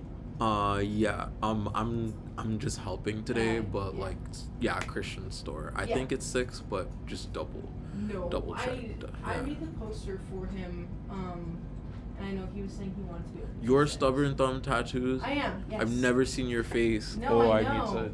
to. Okay. It's nice to meet you. Nice to meet you as Yeah. well. I came to the rally the other. I'm Matt. Matt. Your boyfriend. Okay. Yeah. Your actual Taya. Taya. Yeah. Okay. It's nice to put a face to it because I've always like, oh, stubborn thumb tattoos, but I just saw you. I know, I'm finally here. Yeah. Yeah. Yeah. I feel like I'm meeting a celebrity. I like only ever seen you over like social media and like I went to the rally and I saw you there. It's like kind of funny to like actually say hi. Yeah, I mean, like, Nice to meet you. It's nice to finally be connected, but I feel the same thing stubborn because I heard about Hell you yeah. whispers about you Mhm. for like a year. Oh, stubborn tongue did this. I'm like, stubborn tongue? Like, it's That's like a, me. Yeah, have you watched like Naruto? Yeah, Yeah, it's like, you know how they talk about Madara before they do. But Yeah, yeah, it's like, who is yeah, this yeah, person? like- You're like, oh, that's funny. Hey. It's an electronics store. So no shelves you got, right? No. Maybe those can be Oh. made up, right? Yeah. You just buy like the albums. Oh my God. No, Okay. I think it was at 5. I'm gonna put this volume back on. It kind of went wild. Yeah, I've been trying not to make coffee or buy coffee. They bring a cup of coffee from home. Did you hear about the red pepper incident? Where I accidentally bought 9 coffees? You did? Yeah. Hand them out to everyone who's here, yeah. I know, Yeah. you missed Um, out. to- You missed out. Yeah. $5 for a coffee, so that really hurt the budget. Anyways, I'm gonna go grab those stickers. Hi. Go for sushi? Yeah. Just sending a message to the Raiders. This is the Treaty Supply Vintage fundraiser specifically for the Red Bear Party. And the Red Bear Party is this group in Saskatoon that creates material change by actually, linking up, organizing in community, expanding our resources by raising social consciousness amidst different social groups and getting them to rally for the same changes we want to see. Our efforts have killed a data center, brought 200 meals per week, and now they're over here trying to do a school supply run. We're trying to get hella calculators and drop them off for kids that need it. So just know that those are the things that are pinned. Thank you so much to the Raiders, and thank you so much, Harish, for rating me. Sorry for seeing that so late. Oh my god, I saw that so late. That was so late. But give me 5 seconds. I'm so sorry. I have to talk to the Yeah. You got your meetings, so from big streamer. Probably a lot of donations today. Yeah, we're gonna bring some. Hey Chris, I'm gonna let you know about that, okay? Okay. We need to Yeah. figure it out. Yep. Thanks. I can't wait. Yeah. I want that whole park full of just supplies. I need the back tilted again. Yeah. We need to strap them to the roof this time. Is this one for the 5th as well, like September 5th? Or is it, yeah? So, but it goes until the 10th, and then we give supplies the next week after the rally. Cool. Yeah. We're already planning the Pico Press meet for the 3rd week in September. That's not even a week, it's Yeah.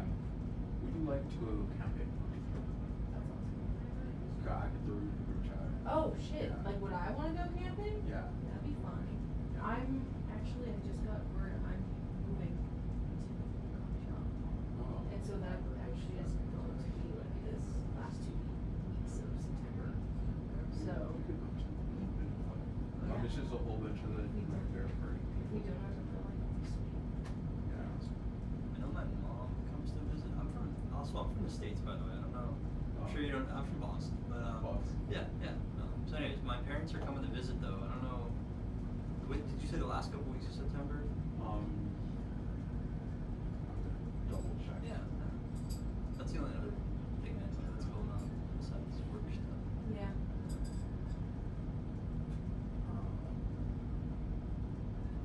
September 19th. Okay, cool. Yeah.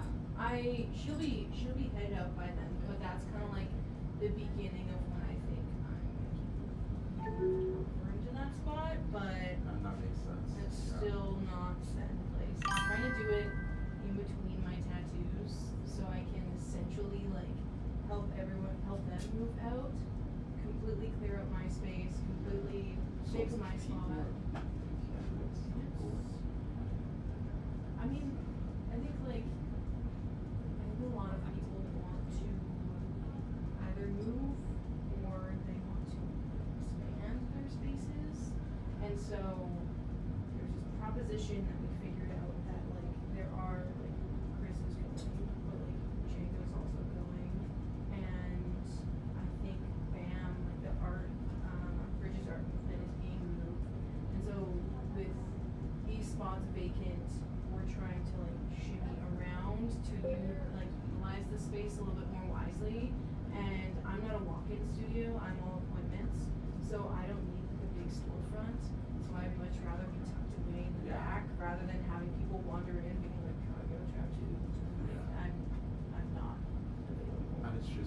And it's just me, Yeah. so I'd much rather have like a store actually in that spot. Like it's big, it's got large windows, so I'll give it to someone who needs it more, and I'm cool with being tucked away.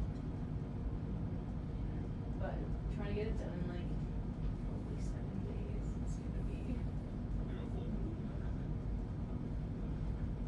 I'm gonna do like an estate sale clean out of anything that I can't like take with me because it's half the size of what I have now.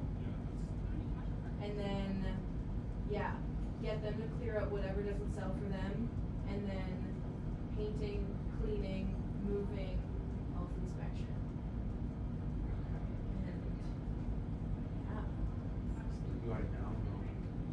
It's Yeah, not you're my excited. first time. I'm excited. I'm really excited.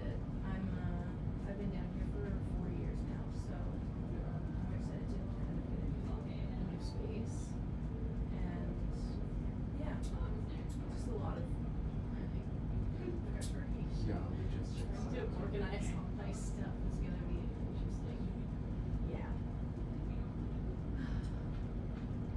You know, things in the wall hangers. To hang up all your stuff. Yeah. We gotta head out anyways. We gotta grab the stickers from you guys. You're open till 6. Oh, between 5 and 6. Okay. Yeah. Okay. I'm gonna. He's literally over by Prairie Land, so I'm gonna rip over there, grab the stickers, drop them off, and you can just have them. Yeah. See you guys.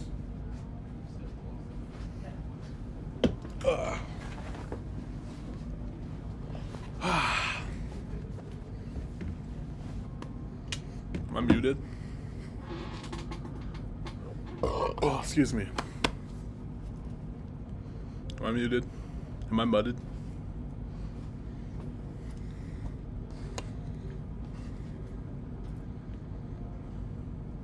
Someone tell me if I'm mudded.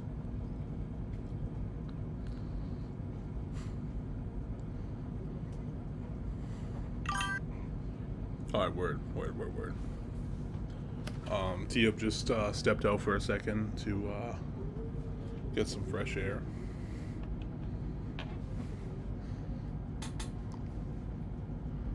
Let's see what the chat's up to. Hold on, how to use the chat.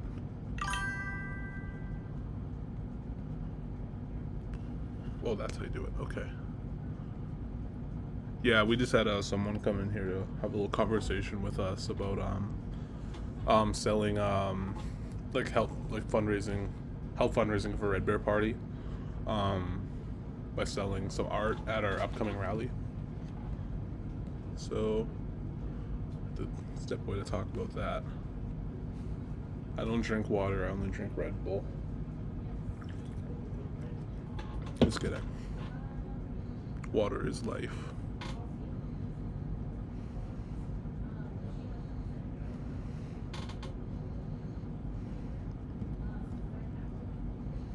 Water is life. Ancestry blood tests. I don't think they are. I think they're very gentrified. To me, growing up in a aspect of culture, like growing up to be a part of a culture or certain peoples, in my opinion, is, one of the ways is if you grew up around, like I don't see the idea of being indigenous as being brown, you know what I mean? I see it as, or looking like me, I see it as like, do you understand our way of life? Did you understand, the struggles we went through? Do you understand how to put yourself in a place of power to help protect our people, and to protect our people, or and I feel like that's what makes somebody a part of a culture, especially like a part of my culture, is understanding our struggles and what place of power do you put yourself in to help protect us. That's what I think of. Well, to answer your question, blood tests aren't I don't believe in them personally. I don't believe in percentages. So, blood tests were originally, I believe those are one of the things that they test on us like that was one of the experiments that they did on the indigenous peoples in the Indian hospitals was and residential schools was the percentages of what makes up an indigenous person or this indigenous kid or this indigenous woman.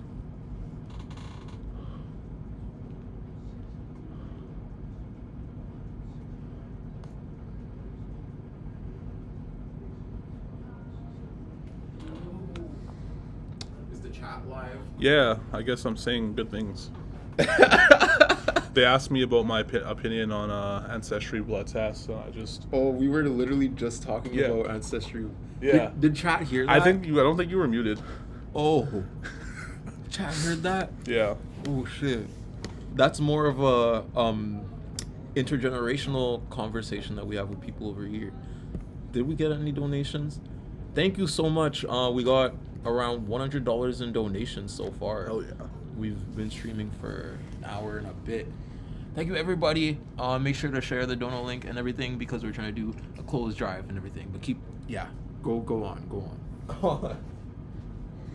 Yeah, that's I wouldn't know, like, how do I put that into verbiage, like, because this person asked or it said my parents raised me with the goal of assimilation.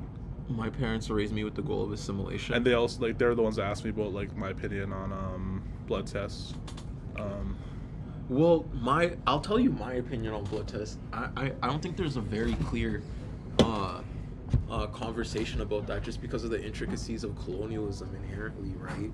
Like, there's a lot of quote unquote people who cosplay culture for the benefit of taking funds, taking identity, and soaking up that communal consciousness that comes. They literally sell with like being- fake regalias at Halloween stores sometimes. Yeah. You know what I mean? Like, Yeah, so I'm not saying like gatekeeping culture is a bad thing, but allowing the government to do it via blood quantum, that's when things get fucked, right? That's when things get rigid. That's when social hierarchies form.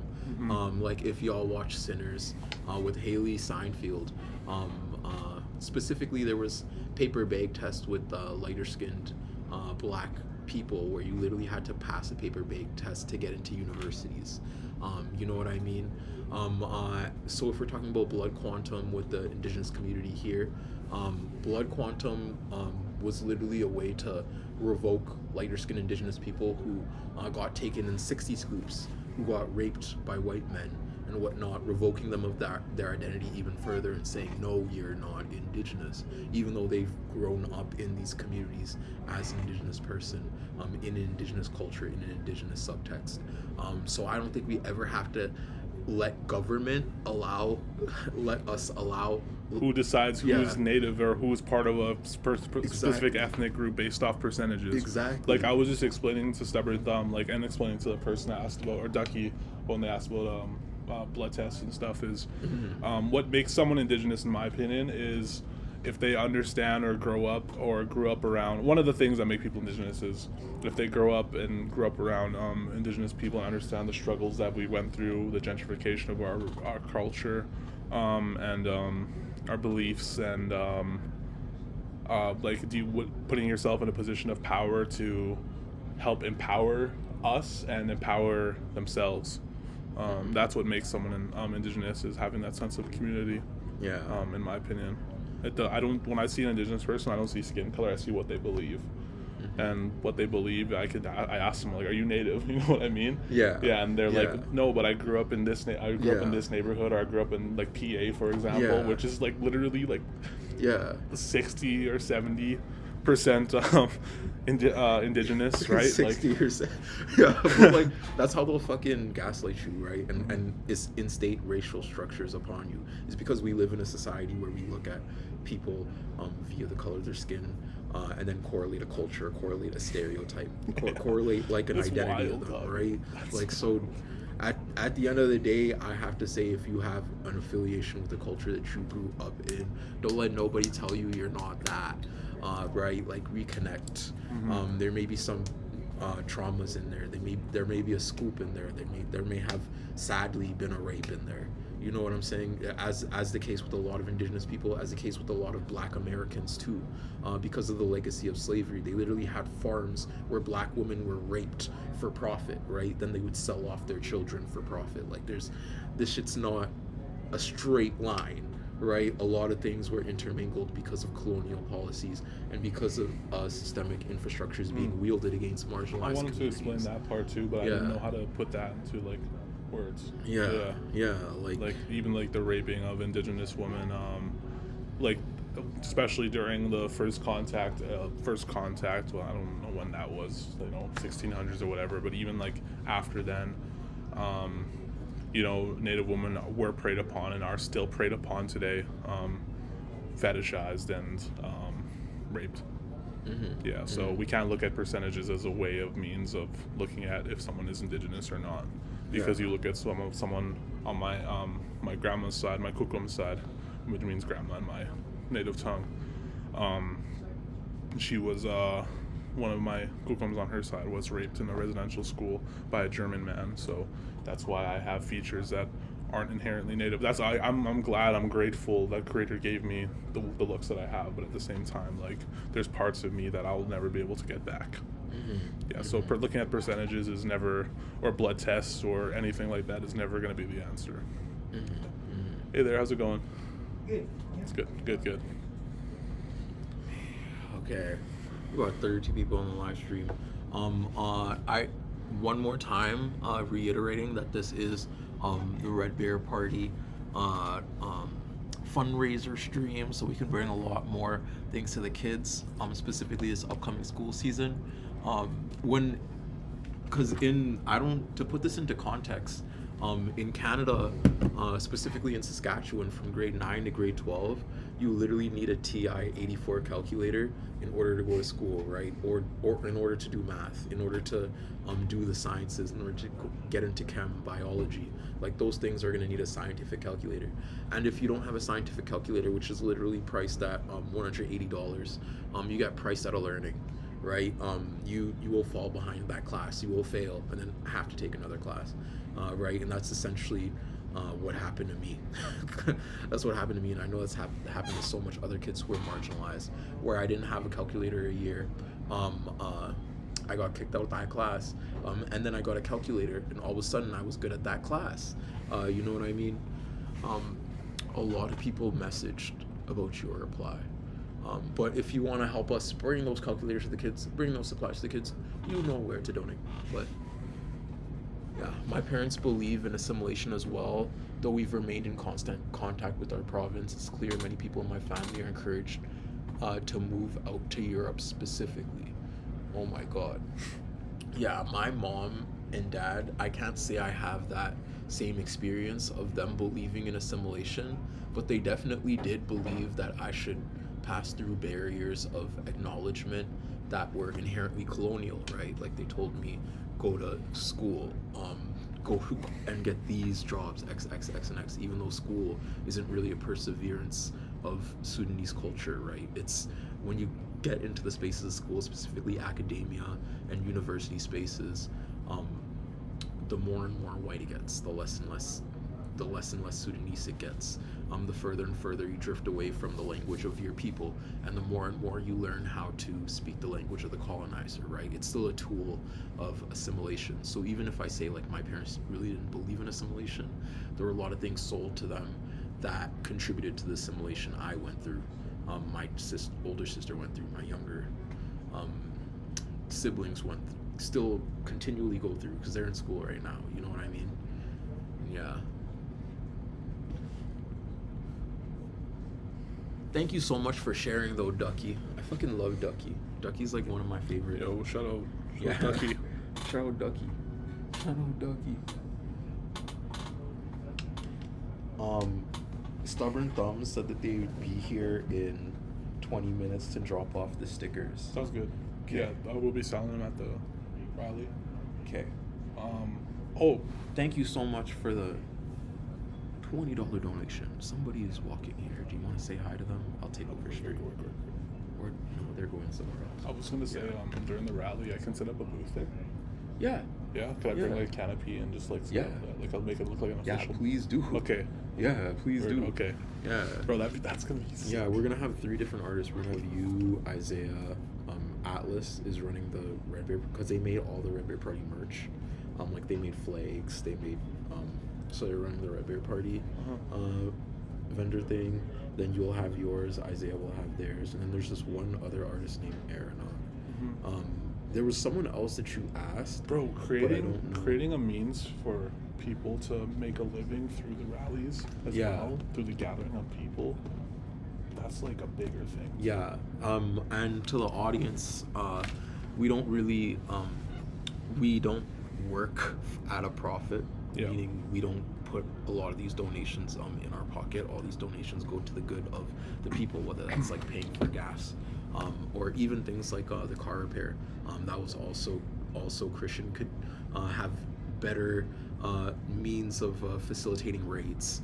You know what I mean? Because we literally had to go to the raids and put a whole bunch of relatives' things in the back. Sometimes take 3-4 trips. So we kind of need the car to be structurally sound. You know what I'm saying? Like things like that have helped us incredibly. So just know all these donations go such a long way. But on top of that, the artists that work for us, obviously they don't get paid. So a point of inference to us is how do we help sustain these artists, specifically Atlas, and a couple of the people who make art for us. Shout out Atlas. Yeah, shout out Atlas. They're actually a viewer. I don't know if they're in the chat right now, but we're gonna be giving some of the artists booths at our anti-AI protest, just so we could uplift the actual artists in our area too, who are actually working for a functional means of change for everybody, for the most marginalized people. Tirelessly. Yeah, sometimes. tirelessly. Yeah. Alice like literally Alice created a whole infrastructure for the media team before I even gave them one. Like, they shout out Alice. dog. Like I gotta keep saying shout out Alice. But yeah, yeah. Fuck. I wish we could like walk with the flow. Like I wish I had a streaming backpack. That'd be so much more fun. That's the next purchase is gonna be a streaming backpack. That'd be so fun. I can just dog. stream. That'd be everywhere. funny as hell too. Yeah. Just to carry your laptop around. Yeah. Oh my god. But thank you so much to everyone for being here.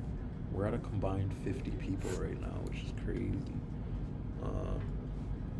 Thank you. Oh yeah. Thank you. Hi.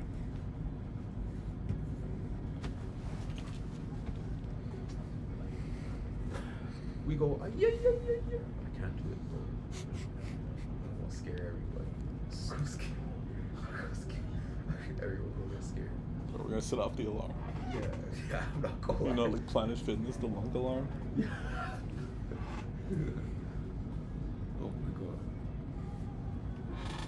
There's immigrants rebelling.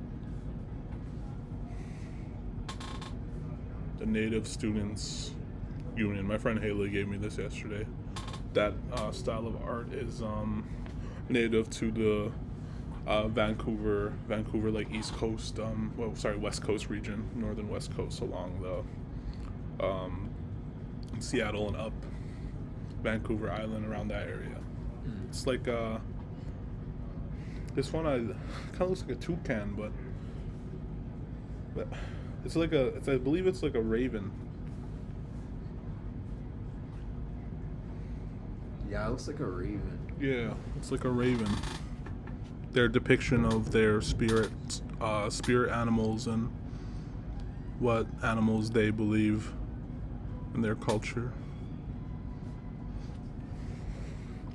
This bandana is actually really sick. So this is from the 80s. I bought it at a vintage market from someone that was in a booth beside me. This is a Thunderbird. See if it's dirty. I don't think it is. Yeah. This art is more like native to the plains you can kind of see the difference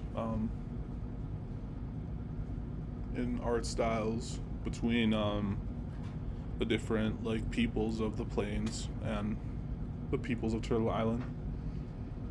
It's actually sick. Yeah. So like this is like, I don't know how to explain the Haida art. It's more like I don't know how to explain it. Alive isn't the word I would use, but that's the word that's coming to my head. It seems like everything in like the Haida art has like a purpose.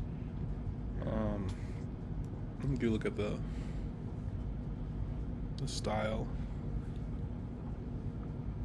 and then this one. Do you want to talk about? Do you know about like how like Vancouver is like the place that like when Asians came to Canada, that's what, not really colonized, but Oh yeah. What Christian's alluding to is basically the xenophobic head taxes that went on specifically Chinese people that were recruited in the areas of Vancouver. When the railroad was being built across Canada, the reason why this railroad was being built across Canada, by the way, for settler colonial societies both on the right and the left side of Canada, was to connect them, because the material reality was the British owned the left side of Canada, and the left side of Canada being this specific piece of land on the coast known as British Columbia, whereas the French owned the right side of Canada and had a whole bunch of colonies on the right side, which later became known as Quebec and whatnot. What they wanted to do with this vision, what John A. Macdonald wanted to do, who was the first Prime Minister of Canada, was cut through the middle, through which a whole bunch of Indigenous people who were already living, like the Métis, like the Anishinaabe, like the Lakota. Were the Lakota over there? Where? Sorry. The Blackfoot were definitely over Blackfoot there. there. The Cree were there. A whole bunch of different Indigenous societies. Lakota were also fighting their own railroad fight at the time too. Yeah. So in order to get this railroad across, they killed a whole bunch of bison and starved a whole bunch of Indigenous people there. While at the same time, using TNT to blow up monuments, landmarks, villages, and the ground. I'm learning here too. Yeah, in order to get the tracks across. In the famous photo of the last spike, there's a lot of white people around putting the last spike in, but that's a detraction from the reality. The fact of the matter is, Asian Americans, being Chinese immigrant workers, were called over in order to do these dangerous jobs, like using these TNT detonations to do what they do. And they wielded material power against these Chinese immigrants, right? They said, oh, you're not getting paid if you don't do this, specifically. And on top of that, because there was too much quote-unquote Chinese people, the head tax became implemented, which literally put a tax on the head of every Chinese person. Like, every Chinese person had to pay a certain amount in tax to the government, on top of taking these dangerous jobs from the railroad and other places. And 1 in 3 of those workers died. It said for every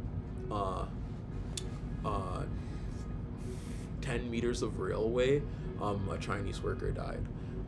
And that's crazy when you think about how the railway extends from one end of North America to the other, right? Like, one of the largest land masses, bro. Like, it's crazy to think about.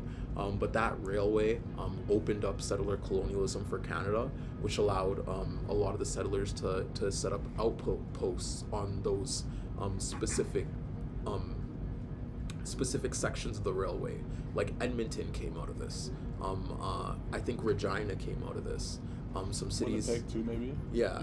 Some cities in Ontario came out of this too. I got into a fight in the back alley here the other day. Really? Yeah, and a little girl came and saved me. A little girl saved you? Yeah, she's Supergirl. Where did it go? See, here it is. See?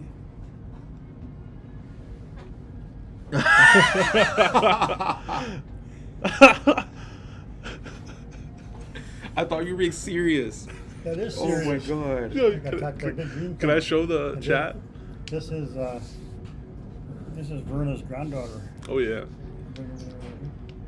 Yeah, she's brave. Huss. Yeah. Kicks taekwondo. That kick, I could tell by the kick. Yeah. Yeah. She lifted her whole entire like ankle and everything. Yeah. Yeah. Yeah. Just a cute little girl. Yeah. Yeah. She's First Nations, by the way. Yeah, she's from White Bear. I found. Yeah, if she's from White Bear, that's definitely one of my relatives. Oh Yeah. Yeah. Yep. Yeah. Doing pretty good. Yep. Casey. Yo, that was. Yeah. Doc's Burger said in French, we still called shepherd's pie Chinese paste because it's a cheap metal they fed the slaves who built the railroad. Wait, what? Yo, what the fuck? Oh my gosh. Yo, what? Shepherd's pie. Yeah, that is fucked up. Shepherd's pie. No way. Yeah, but you like even in the name, I guess like you don't really think of like the name of foods or even anything that you probably eat or do on a daily basis until you read the origins of how it was named or something. That's crazy. Yeah. Shepherd's pie. And it's also crazy how shepherd's pie is actually such a big, I guess, cultural. It's like a treat out here. Yeah, actually, like so when much families are up, they make shepherd's pie type shit. Yeah, no way. You're saying this is a piece of history I'm writing down. The hell? That's no fucking way. That's crazy. I'm keeping that in my lexicon. Your lexicon. Yeah. Next time a French person comes up to me, wait. I'm gonna have some words. Oh. Oui. Bro. Au revoir. Bonjour. Chinese paste. Oh my god. How do you say it in French? No, don't. Wait. Don't. Wait. Are we not supposed to learn? Would this be off? Okay, we are supposed to learn. Yeah. I was like, what are we teetering on right now? Is this like a actual French dick? Pate chinois? Chinois? Pate chinois? I feel like this is awful. I feel like this is something I shouldn't say actually, but I'm gonna keep that in my mind. Yeah. Just so I can ask a French person later. Yeah. So, yeah. Question, take a screenshot.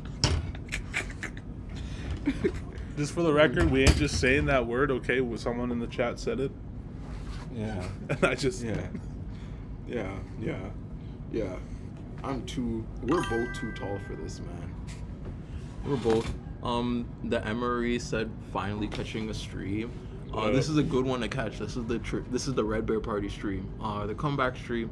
I basically, at the start, I'm gonna have a whole bunch of this clipped and uploaded on YouTube when I'm done. But we talked about how we went outside. We've been organizing. We have almost 120 people in the Red Bear Party now.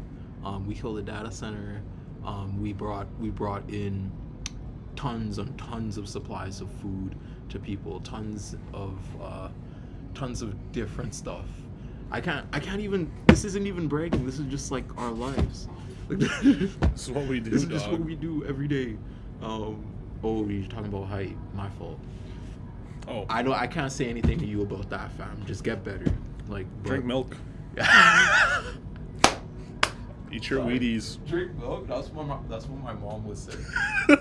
My mom's always like, yeah, because it's Sudanese myth that the reason why we grow so tall is from our cows. Yeah, and we have a connection to our cows in that way, because we're ranchers. Yeah. You need some. You know how I got so tall? I'm gonna tell you guys the truth, okay? You gotta eat real lots. Look, what is it called? It has a word. It says a colonized word. What is it called? Cantaloupe, eggplants. No. It's a part of a cow. Liver. No. The intestine. Yeah, the shit bag. What's the shit bag called? That's the intestines. No, but like it has the particular, the one particular part. Oh, bro, it's in like every like, it's in like foot. the gallbladder. No, I'm googling this shit. The pancreas. It kind of looks like a honeycomb. Okay, I gotta search this up too. Bro, now. yeah, bro. Yeah, I know what it is. I'm just probably giving you a wrong name. Oh, thank you so much from Ducky Dude, $50. Oh, Just sent shit. to the dono box. Yo, Ducky up. Thank you so much, Ducky, for sending that 50 to the Red Bear party. Maybe I'm pretty sure it's Pancreas. Yeah, because I think. we are going to bring all of this to the hood. So it's nice that y'all are helping in the ways you can.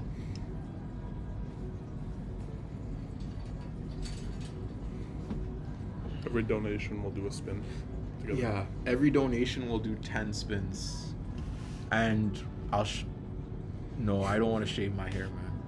Tripe. Yeah, that's what I'm saying. Tripe. Eat lots of tripe. Tripe. Yep. Yep. I haven't heard of that. Tripe. That's what I'm. Whoa! I can't believe I didn't think of that. Yep. You gotta eat lots of tripe. I'm sorry, bro. I'm 6'4", not because of my genetics. I'm 6'4" because I eat a lot of tripe. Tons of tripe.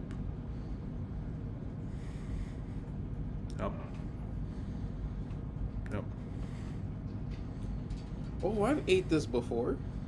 Oh yeah. I didn't know that's the shit pig. They put it in like pho a lot too. Like, Oh. like noodle soups, yeah. We have this in our culture. I just, yeah. It's Probably. like Elijah. I didn't know it was called. Well, obviously we have the same cow. Well, not the same cows, but we have cows. Also, Sitting Bull was like a big dude. I think he was like 6'6" or something. Yeah. Bro, imagine seeing that dude on a horseback running Yeah. towards you, bro. Holy Did shit. y'all know that Plains Cree people used to be the tallest people in the world until the genocide was afflicted upon them?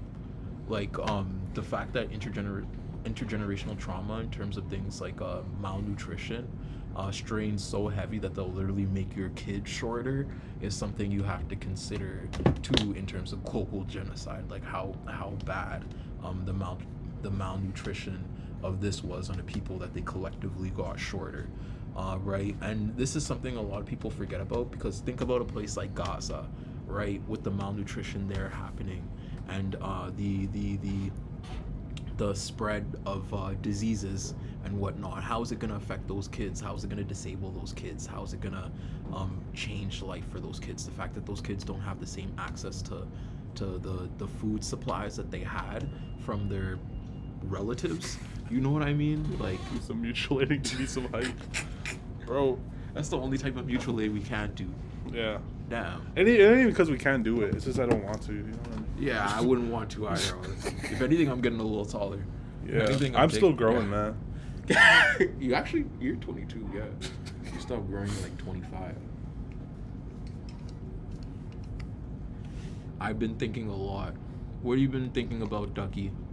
What have you been thinking about? How A are person you? who thinks all the time has nothing to think about. But at the same time, except love thoughts. yourself, because no one can be just like you. Even if you're short, you have a lot of love compact in you.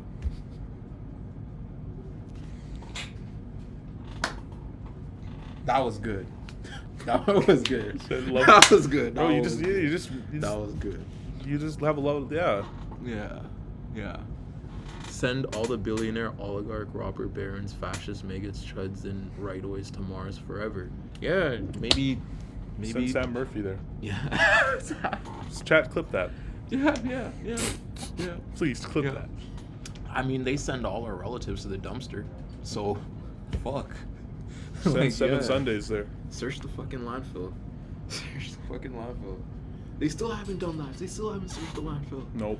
They still don't do that. Even though they're finding all these bodies in the landfill, they still won't search the landfill. What does that say about the government? What does that say? Send Brad Raddick up there. Yep. Send Brad Redikoff to the Scott landfill. Moan. Yep. Send Brad Redikoff. I'll meet him. I'll meet him there. Myself. And catch these hands on the landfill. My fault. My fault too. Hello. How's it going? Good. Do you know about our sale going on? So everything in the store is all $20. It's a closing sale. Yeah, everything in the store is $20 right now. Just minus the jackets on the chair there, but everything else, yeah. Yeah. I'm going kitty mode. Valerie, the lovely Italian. Shout out to Italy, I guess. You know, we all used to be lynched and called niggas like 40 years ago. Italians. Really?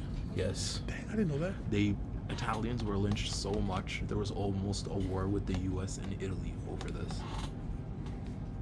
I need you to know that. I need you to know that.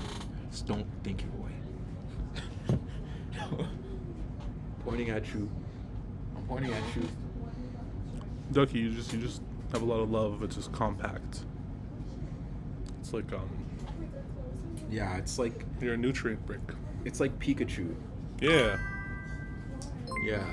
DJ Mule just rated us with 59 viewers. What? Oh my god, we have like 100 viewers now. Thank you so much, DJ Mule, for It's taking everything in me. okay, let me yeah. What we're doing today. Oh, everybody's snapping too.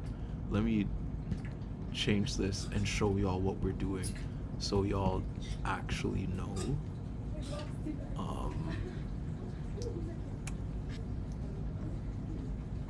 Sorry, I'm just gonna put this at the top so they know. Oh my god, DJ Mule, thank you so much. DJ Mule, I'm chilling here with Christian, who's like a co-founder of the Red Bear Party, and what we are is a mutual aid group fashioned after the Black Panthers. That means we stop police raids. That means we help our relatives outside by helping, That's why patrol I'm moving out of neighborhood. here. That's why we do Yeah. like harm I'm, like, right reduction, underneath the kitchen. right, for our relatives and things. Like A lot of liquids always moving through this, man. It's crazy. yeah. DJ Mule said we need you to come and guest on Red Planet for sure to talk about it. Yeah, we could both. Let's do it. Yeah. bro. So this is an intersectional venture. The council is Indigenous people, Black people, and people of the diaspora and whatnot. But we focus on the most marginalized. We cement our history narratively, and we make sure the people like us are in power around it. And what we've done is we've killed a data center. We A give- $1.2 billion funded data center. Yup. We All made with- millionaires mad. Yup, all with the voices of just us, right? Just yelling, right? You can make a change out there. We now, every Thursday, we give 250 meals because of a link with Gabriel Dumont. We raise social consciousness in our areas by You guys have a good distributing zines. Yeah, there's hella things we do. We just did it by first of all believing in each other, but second of all, just getting a whole bunch of people who are ultra talented in specific fields. We have Jenna, who's really good at writing letters to council. We have Isaiah, who's an Indigenous matriarch who can bring that voice to light. We had them at the Women's Reproductive Rights March that we did, So good, man. like 4 days ago, and they shut it the fuck down, man. We had almost 120 people there. We had 400 people at the data center rally. We're expecting almost 600 people at our next data center rally. Maybe even triple. Maybe, because people are coming from out of town now because they heard of the ways they heard of the ways that we've actually worked. So we're getting a lot of prominent orgs coming down, and even MLAs and speakers. We don't know if we're gonna let MLAs speak, honestly, because we want to stay a little bit away from government. But there's one named Betty Nippy Albright who's retracted from the NDP and retracted from the Liberal Party, and instead they just focus on Indigenous issues specifically, and we're thinking of letting them speak. Yeah. Well, Stickers. hell yeah. Yay. So what I'm thinking of doing is, I'm setting up a booth at the. Oh yeah, you got Yeah. the canopy, right? Yes. Do you have a little table by chance? Yeah. Yeah. Okay. I was gonna ask. How heavy of stuff is on the table? I was literally just gonna put like my debit machine, which is that, Oh, and cool. let's lay these out somewhere. My table is just like hella vintage, so it's like pretty old. That like if you were to put like a bunch of Oh, is that what? You have the same thing as me. like the I have one of those. The wooden ones. Those old school ones, yeah. What I do have you? both of them. They're in the mall. Shout out Stubborn Thumb Tattoos. Gave us Yeah. some goods to Shout out to Stubborn Thumb help Tattoos. fundraise. Bro, Yeah. Okay, there we go. Shout out to DJ Mule and all the raiders too. But if y'all live in How much are you selling them Saskatoon, for? Free. Free. Oh, okay. Word. Hell yeah. just know Stubborn Thumb Tattoos and a whole bunch of different people But will at be the center. Yes, giving I'm just giving art them out. there. And Word. Okay. Hell yeah. Okay. I'll put them on my table at the Sweet. Yeah, we're Cool. on live. There's like Cool. 100. You want to say hi? Sure. We have I'll around say 100 hi. people on right now. Oh, sweet. So stubborn thumb, everybody. Hello. Yeah.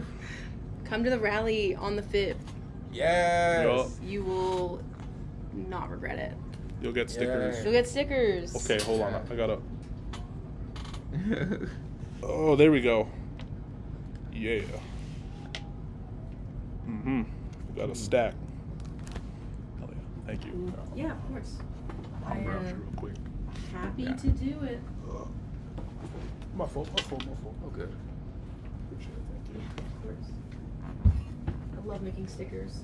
If you guys need any more, you let me know. Hell yeah. Yeah. Cool. Cool. Alright. Okay. See you guys. See ya. I love you so much. Have a good night. Bye. Okay. This was our women's rights rally here.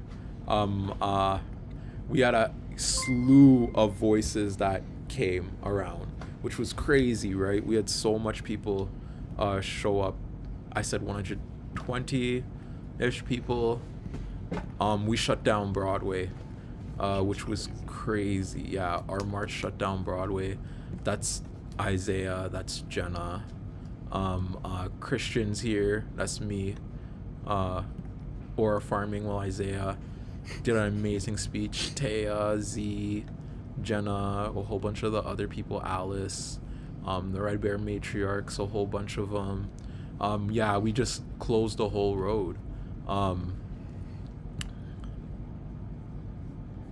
Here, I think there's a video I have of that.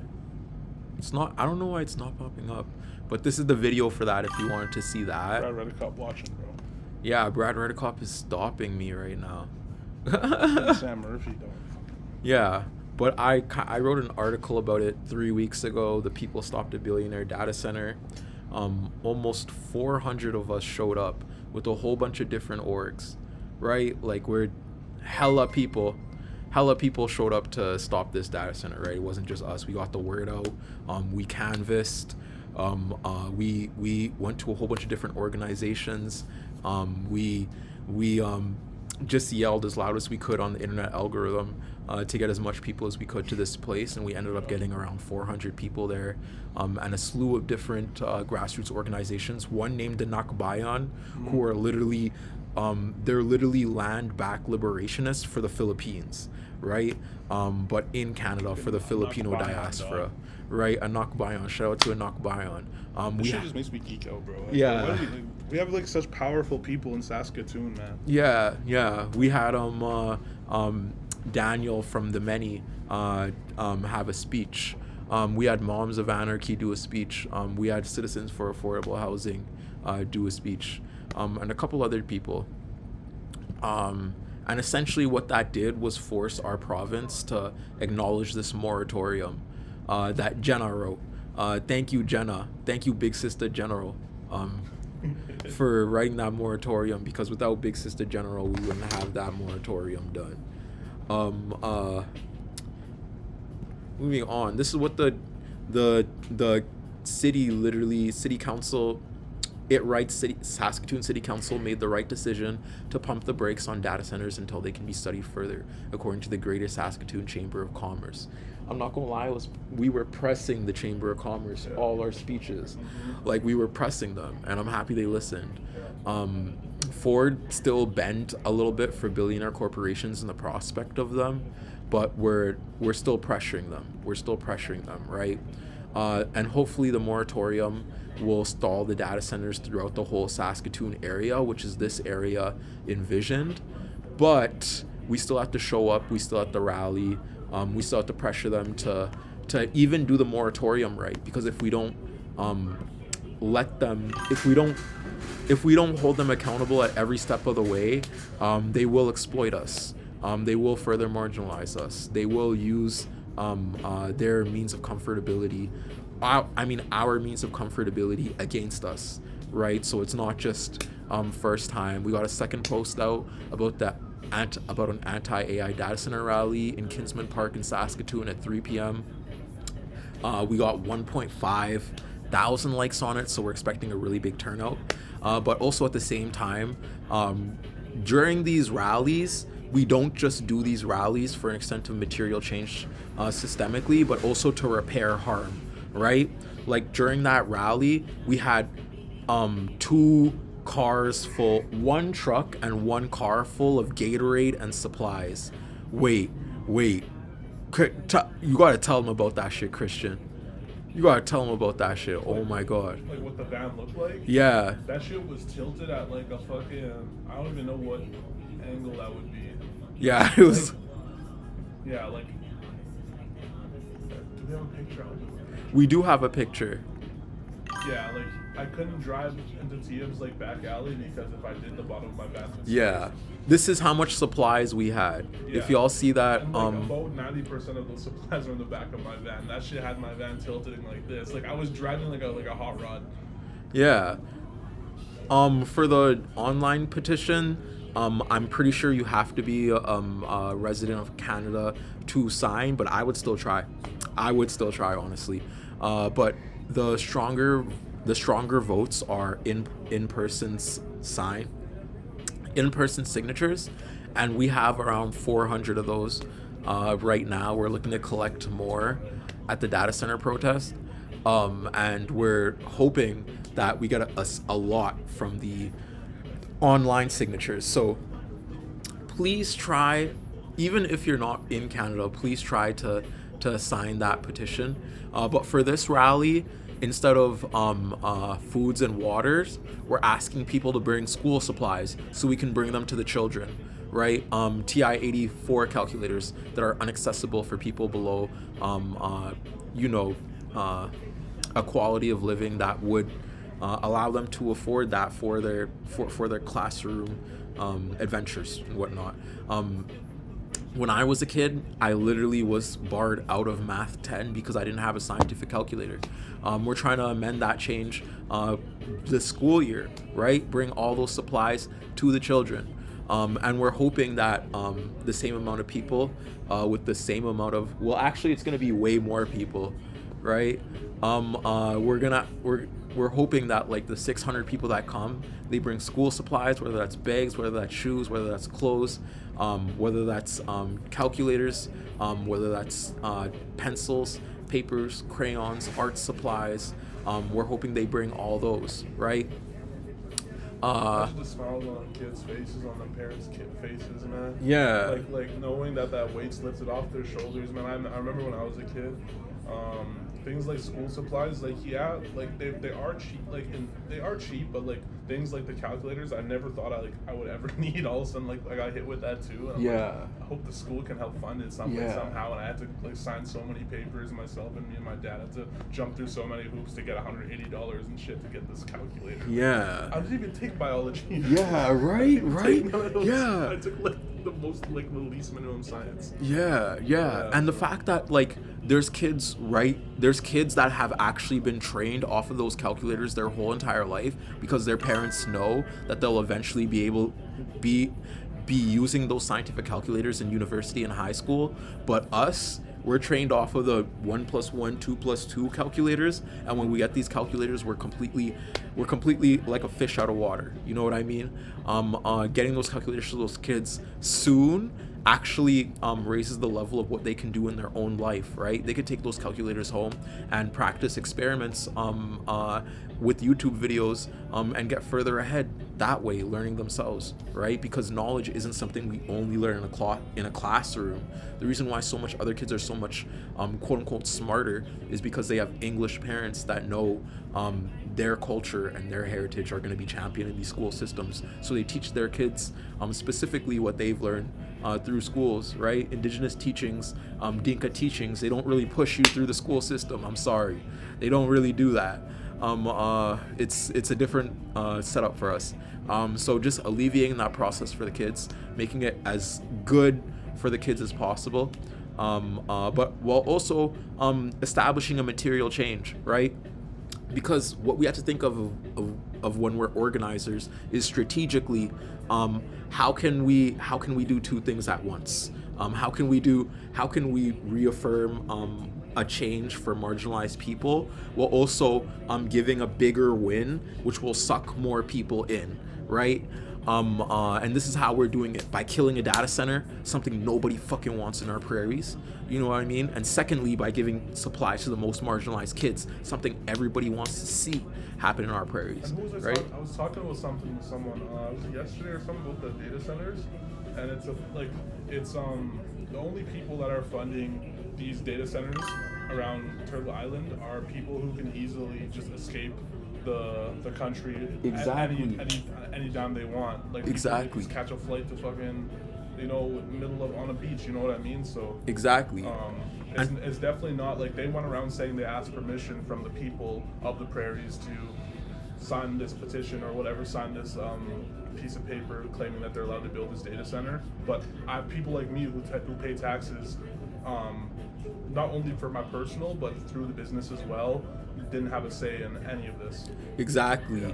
And as Christian is saying, like, they rallied the RM of Sherwood so they can get this point across. The AI data center is so unpopular in the prairies that if it went to a vote, it was polled that it would be like at 30%, 30% in favor of a data center. Like, it's really low. The people who actually want a data center in place. However, they'll go to people like Scott Moe who have direct levers of power. They'll go to people like Jeremy who have direct levers of power in the Canadian commerce, in Canadian Parliament, rally those people, have meetings with those people, and then push these data centers through by buying off city councils. They bought off the RM of Sherwood, kicked some people off, right?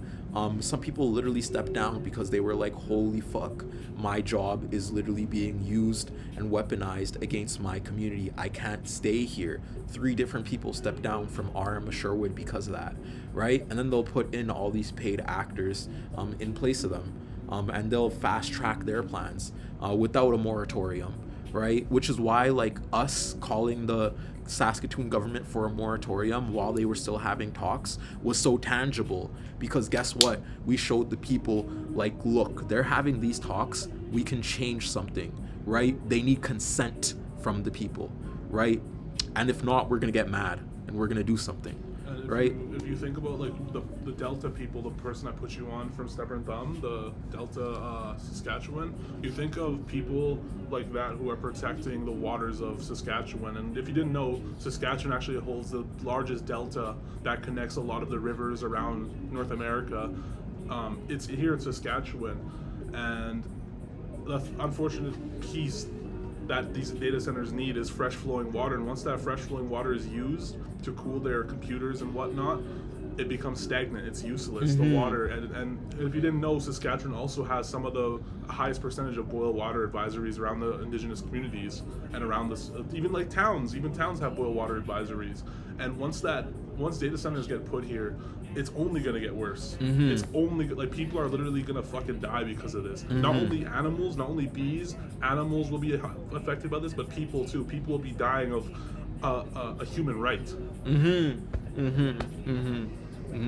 Couldn't have said that shit better myself, fam. Shout out Christian. Shout out Chairman Red Bear. Shout out Chairman Red Bear. If you want to help, just know that the donation links are tagged. But also sharing it helps plenty too. And also keep up with us on the Instagram page, because that's where we post everything, and that's where we rally. That's where we show you the material changes that we've brought about. That's where we show you our little plans, where we're gonna do our rallies, how we do our drop-offs, and whatnot. And Ducky Dude said the whole ecosystem. Yeah, like Christian said, the river delta extends to a lot of the northern area of Turtle Once these Island. data centers get put here, these like water bottles are only gonna get more expensive. You know what I mean? The ability to even have a right is gonna be more expensive, or be paying $6 for a bottle of water, and like and I can only imagine how, like, this is a hypothetical too. You look at the price of like things like pop and like juice and stuff that isn't like necessarily good for you, things we see as a treat, they'll probably stay the same. They'll be more accessible, and like I can't imagine what that's gonna cause to the Canadian healthcare system too. Diabetes will probably ramp up because that's exactly what Coca-Cola did in like Brazil and Nigeria. Yeah, snacks and treats are more accessible than fruits and vegetables and healthy foods, and especially water with the data centers, like specifically Saskatchewan. Like, and the way they already prime like a lot of marginalized communities to consume these like sugary drinks all the time. I know for you it's Pepsi, but for me it's for us it's Coke. It's crazy. That's fucking crazy. But yeah, audience, how y'all feel about AI data centers? Audience, after hearing that, audience, how do you wait, I gotta gauge something. Y'all fuck with AI data centers? Y'all love AI data centers? Y'all praise AI data centers? Peanut Butter said fuck AI. Lax Headroom said I was served Coke with breakfast in MX. You were served Coke with breakfast? Oh shit, with breakfast? Like not like Coke like with your first meal of the day? That's actually kind of insane. I can't even wrap my head around that. DJ Mule said I love them so much. They're so sick. I love how hot it's getting. Okay. You want to bring up like the medical stuff with AI? Oh, the medical. Well, if we're speaking about the actual tangible effects of quote unquote AI, what we're rallying specifically against is hyperscale data centers, and Jenna wanted us to be specific about this too when we're talking as Red Bear Party members. Hyperscale AI data centers, those are the things that contain that were tested in that are data centers that directly were tested in places like Gaza. You know what I mean? These are the surveillance super. Okay, yeah.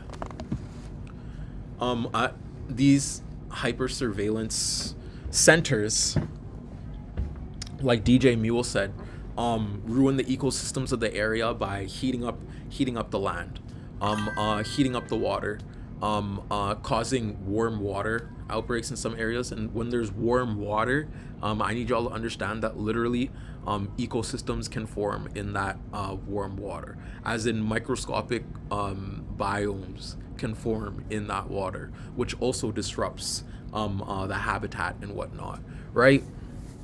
And the fact that it's getting, like DJ Mule said, 2 degrees hotter in the area, 2 degrees hotter for some of that, not just 2 degrees hotter in that area, but way more hotter for that water. The fact that some of that water is coming out warm, the fact that these AI data centers emit frequencies that literally are known to kill bees and certain types of insects and animals and endangered.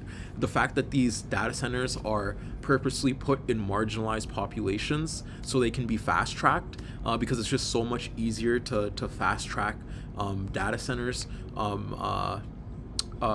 oil developments, fracking systems, and pipelines in indigenous communities. Obviously, things like data centers are going to be fast-tracked too.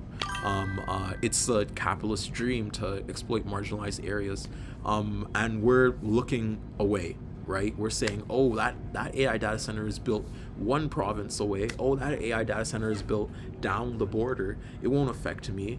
Guess what? These lines are arbitrary, fam. You look at the prairies too. And how in the winter we have really high highs, and in the summer we have really like low lows in terms of like how hot it can get and how cold it can get in the winter. And these summers are so hot, especially for the unhoused. How it could affect the unhoused, even just that like even when we're dealing with no data centers now, they're out there, they're like slouched over because it's hot as hell. And when we get them the warm Gatorade and warm water, that's like they're so thankful for that. I can't imagine what it's going to be like if it gets even hotter. Yeah. And how many are they like were they wanting to put in Saskatchewan? They wanted to put 5 here. But they've canceled 3 of them. One of them is debatable right now. It's in Moose Jaw. It's like right outside of the Saskatoon area. So we're rallying against that. Are you familiar with the sale going on today by chance? Well, I'll actually the rest of the week. So this is gonna be my last week opening my shop being open What? down here. Like Yeah. forever? No, hell Oh, no. Probably less than a year, I'd say. No. Okay. Yeah. Everything in the store is $20 right now. Yeah. Oh, sweet. Everything, yeah, pretty much. The rack on the Wow. side, the back rack here, the pads. Hey. Mhm. So everything is $20. Everything. Okay. We're also Do you have any, live streaming, which means we're live. like Michael Jordan? So yeah. I have Magic Johnson. You have It's Magic not. Johnson? It's not $20. Unfortunately, it's something I put aside because I'm gonna be like doing an online push. Yeah. I do have like a couple basketball like vintage 90s. I can throw you a deal. Oh on that. my god. No, that's sick. Yeah. It's a 90. What year is it? 90. Doesn't say what year. Definitely mid 90s or early 90s. Yeah. Yeah. I also have it's 1987 World Champs. And then it's Chris Miller. Or Chris Mullen, sorry. It's a Nike tee. And what size is that one? This one Yeah. is a large. A large. Yeah, a vintage large. You can need big, you can try it on too if you're interested. I would definitely won't be the price on there. Yeah. Yeah. Okay, so these ones will FaceTime. Sure. Okay, I guess I'll just have a look and then. Let me check to make sure.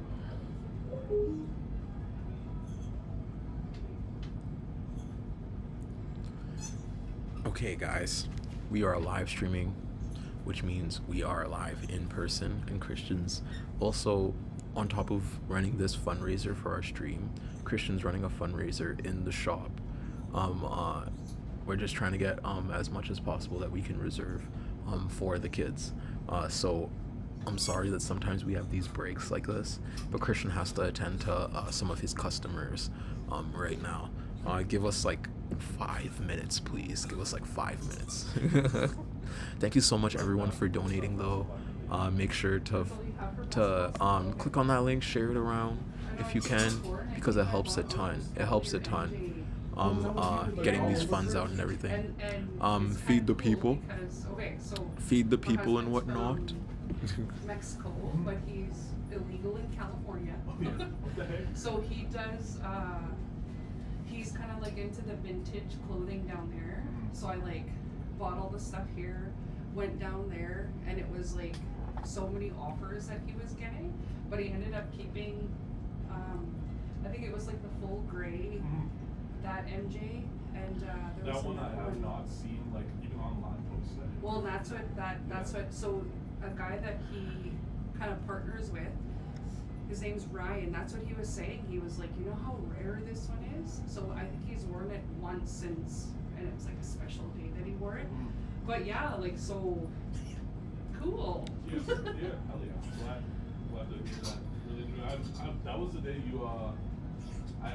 that's like, I had an interview outside of the shop that day. I remember exactly the day that sold and all my Jordan stuff went. Yeah. And then my son was just in, and he still wears them probably at least once a week, but the jeans that, so he grabbed that, yeah. That's you and Jean started. Chat, And then it was, how is chat feeling? It's kind of cool because he's Chat, like, how are you back to feeling? school shopping. Can we go through the thing again? He's And chat, still what are we that feeling? sort of Chat, like what are we this doing sort. right now? So I was Chat, like, are oh, y'all okay, drawing are you anything? drinking today? Are Yeah, y'all I'll eating tell him anything? that Are y'all you're- drinking any water? I'll try see like if he would like anything, but Yeah, we're not closing down. I've had like my fair share of issues being down here, and I just don't feel comfortable with an indigenous person. okay, yeah, Like not only that, just like outside of tree supply, I also co-founded a grassroots project called Red Bear Party. Oh, you did? Yeah, me and Tia. Okay. Oh wow. Hi. And Yeah. our friend Jenna. Hi. We're actually doing You some have you heard of Red Bear okay. Party? Yeah. Oh yeah. Cool. Yeah, that's us. We recently stopped the data center from being built. Oh, In Regina, the $1.2 billion one. Yeah. Yeah. And we're scaling up to 300 meals this Thursday. We're Yeah. trying to. We get about 300 meals Every Thursday. Yeah. And we do like wagon walks almost every day. So and that was like, this is like the community hub for that. pretty Yeah. much. Yeah. I met all of our founders here, just people coming in here. And talking Yeah. to me. Yeah. Cool. Oh, that's Yeah, that's this is gonna awesome. be a Yeah, wild then- place to leave. Then yeah, make your move. Yeah, I'm trying to put all my worlds under one roof. That's the goal now. Yeah. Yeah. Mhm. That's pretty cool. I didn't know all that. Yep. It's pretty new. Red Bear Party is like fairly new. Yeah, Yeah. Within the last really 2 new. months. Yeah. Yeah. And then that day I was here, I was like, this is pretty much all I had going on. Oh, okay. Yeah. No, I can't remember who, but it was. I think it was at that. There was a bike rally, and so I went and somebody was telling, yeah, and I didn't make the connection, but I was like, that's cool. Like Red Bear Party? Yeah. Yeah. Oh, Yeah. Moms of Anarchy. That Oh. was Haley's. Yeah, Haley? Yeah. Moms of Anarchy? The bike rally? Yeah, that had. I think so. Yeah, she had like kind of colorful hair. Yeah. Yeah. Oh, Okay. shout out Haley. Cool. Yeah. Yeah. Yeah, she's one of our organizers for Oh, our rallies. nice. Mhm. But yeah, she was saying like about the data set, and I'm like, no good. Mhm. Yeah. Yeah. Yeah. Mhm. What's your last name? I'm Meza, Oh, but I'm originally a weenie from Sweetgrass. Sweetgrass. Yeah. Sweetgrass weenie? I thought they were hommakers. Well, I know the majority of the weenies that I know are from. Yeah, so that's where like the weenies and Sweetgrass kind of sprout from, is Mhm. Palmaker. So Yeah. my late dad's dad was from Palmaker. Mm-hmm. Yeah, and then his mom was from Sweetgrass. I see. Huh. So we must be relatives. Maybe. Because I'm from Mosquito, and I have Oh, okay. relatives from Palmaker who are weenies. Oh, okay. Yeah. My sister is actually a weenie, but that wouldn't make me. She's a half sister. Yeah. Yeah, but I guess Okay. some way somehow. Yeah.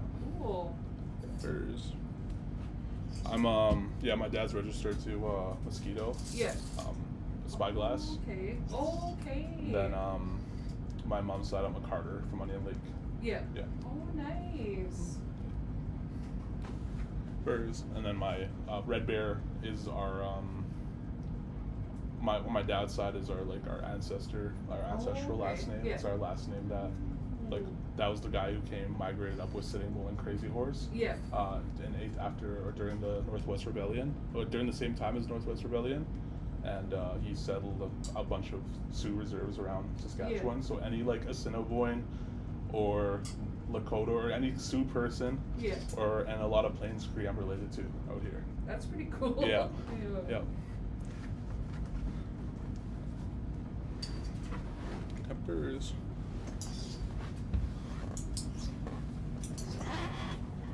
Yeah, we're just doing a stream here too at the same time. While we're opening the shop, we're fundraising. Just people all over the place watching our stream and Yeah. donating. And we're gonna be doing like Oh, wow. our school supply fundraiser. I think in the 2nd or 3rd week of September. Yeah. Yeah. We're going to be handing out school supplies and stuff Yeah. that aren't easily accessible, like the T85 calculators, I think they're called. Yeah. Like they're $180 and you can't take like high levels or even some sciences in high school without it. Oh, gosh. Yeah. Yeah. So we'll be handing out those and just basic school supplies that aren't easily accessible. Yeah. Yeah. Yeah, no, we that's kind of our thing when I go down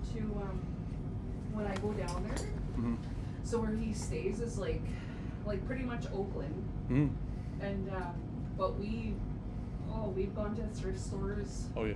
like San Francisco, Oakland, Livermore has a couple really good ones, like Sacramento, all the way down to San Diego, and everywhere in between. Mm-hmm. Let's see, huh? Have you been to Fourth Quarter Vintage here in Saskatoon? No. Really? No. If you like Jordans, you're gonna walk in there and you're gonna have to like Really? What's it called? Fourth Quarter Vintage. Fourth Quarter. They're the kinds of ones that got me into vintage, but like they're like the pinnacle of bringing vintage to the prairies. Yeah. And where are they located? On 33rd. I don't know if they're open today. Oh, It's okay. Tuesday. Yeah, they wouldn't be open today. Unfortunately, they're only open like a few days a week. Okay. Yeah. Fourth Quarter Vintage. Yeah. Okay. Shout out Fourth Quarter, Kyle. Which viewers do we got? Nice. What did I miss in the chat?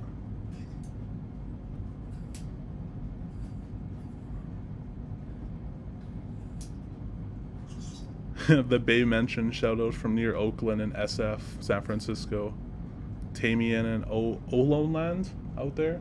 What is it? Someone said the Bay mentioned because they were hear their Oh, they conversation. could hear us. Yeah. Okay. Shout out from near Oakland and San Francisco. Tamian, or there's probably an accent. Yeah. Tamian and Olone Land. Oh, sweet. Yeah. Yeah. The baby. Yeah. Someone is listening from out there. Sweet. Yup. That's awesome. I mean, my husband's legal. Just kidding. No one's illegal on stolen land. We're good. Exactly. Yeah. No one's legal on stolen land. Yeah. Right, Tia? No one's illegal on stolen land. True. Yeah, I mean, search the landfills. That's what I'm They saying. say no one's illegal on indigenous land, but how much people are they trafficked on indigenous land? Exactly. And who do they traffic on indigenous land? And who do they kill on indigenous land? Tamian and Ohlone. Oh, Ohlone. Yeah. Okay. Tamian and Ohlone. Mm. Yeah. I could put those to the side for Okay, you. cool. Well, that's awesome. No, I love the Bay. Oh yeah. So you would like the Warriors and stuff? Golden State Warriors? Yeah. Yeah. But we've gone to, it kind of goes with the seasons. Like, we've never gone to any hockey, but baseball and basketball is kind of like our thing. Yeah. Okay. Huh. I might have a few baseball tees you might like too. Basketball. When were you big with Golden State? Like what era? What was that? Sorry. Is it Golden? Do you like Golden State or the Clippers? Both actually, but the Okay. Golden State isn't like, I kind of like that more. Yeah. Like Curry's Golden State. Yeah. Yeah. Yeah. That was the big drive for us. Oh yeah. Yeah, that was Curry. It was you never really see a 6'4" guy popping threes from half court. No. Change the game. Nope.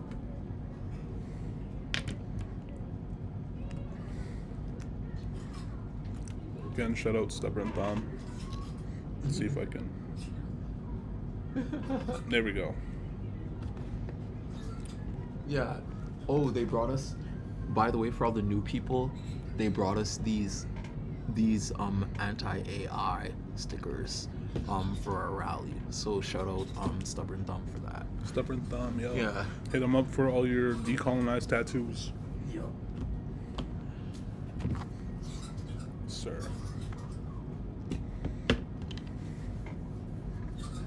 And thank you for everyone that's donated so far. I'm checking it again. We've had almost $200 in donations today. Thank you for everyone for donating, but make sure to also share that link around, share with people who may donate, post it on Instagram.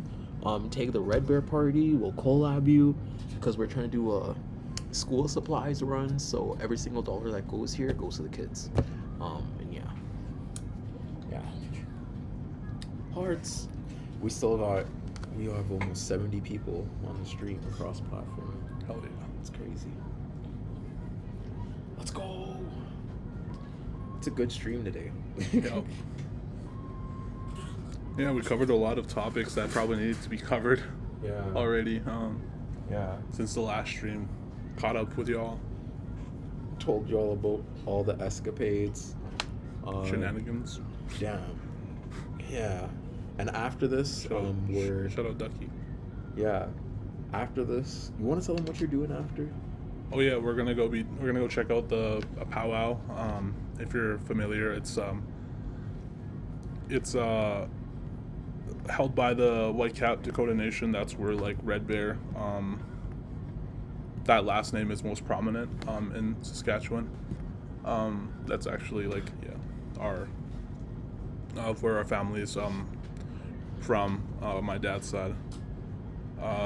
They're holding a powwow here in my city at the big arena. Gonna go check out some nice dancing, people in regalia, some ceremony. Go check out some of the vendors. Yeah. They We're said, trying. will you be here next stream, Christian? We're doing this stream for 2 more days, right? Yeah, well, was it Yeah. Tuesday, Wednesday, Thursday? We can be here till Saturday. Thursday. Okay, word. Yeah, okay, word. Yeah. We could try and stream on every second day this week.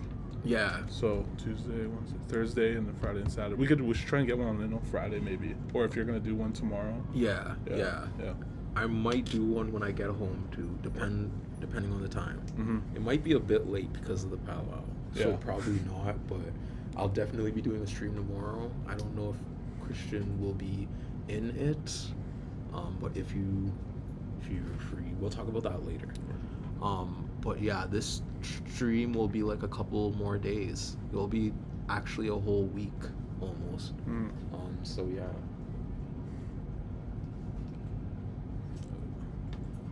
You can try to collab with Foreign. Yeah, that'd be sick. Foreign is this really cool guy from the Bahamas. Oh really? Yeah, he's a commentary YouTuber. He's doing Foreign-a-thon. Foreign-a-thon.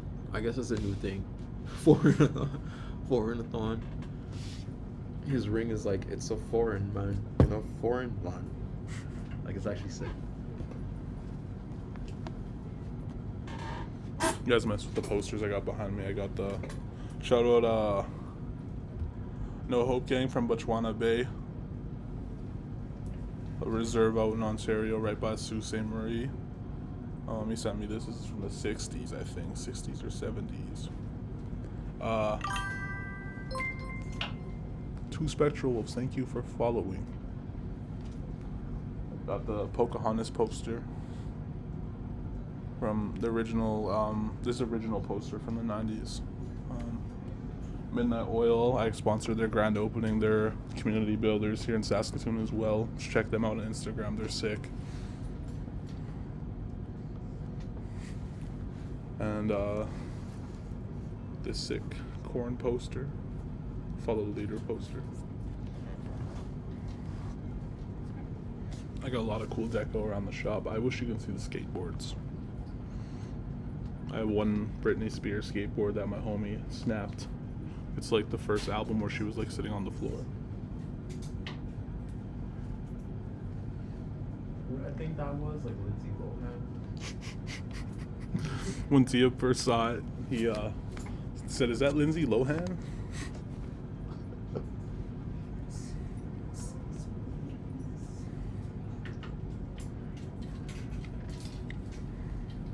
Foreign-a-thon. Ducky said, "Low key, I got no clue what foreign-a-thon is."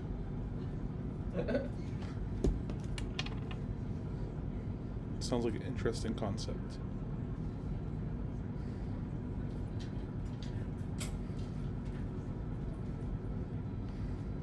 Did Red Bear Party take?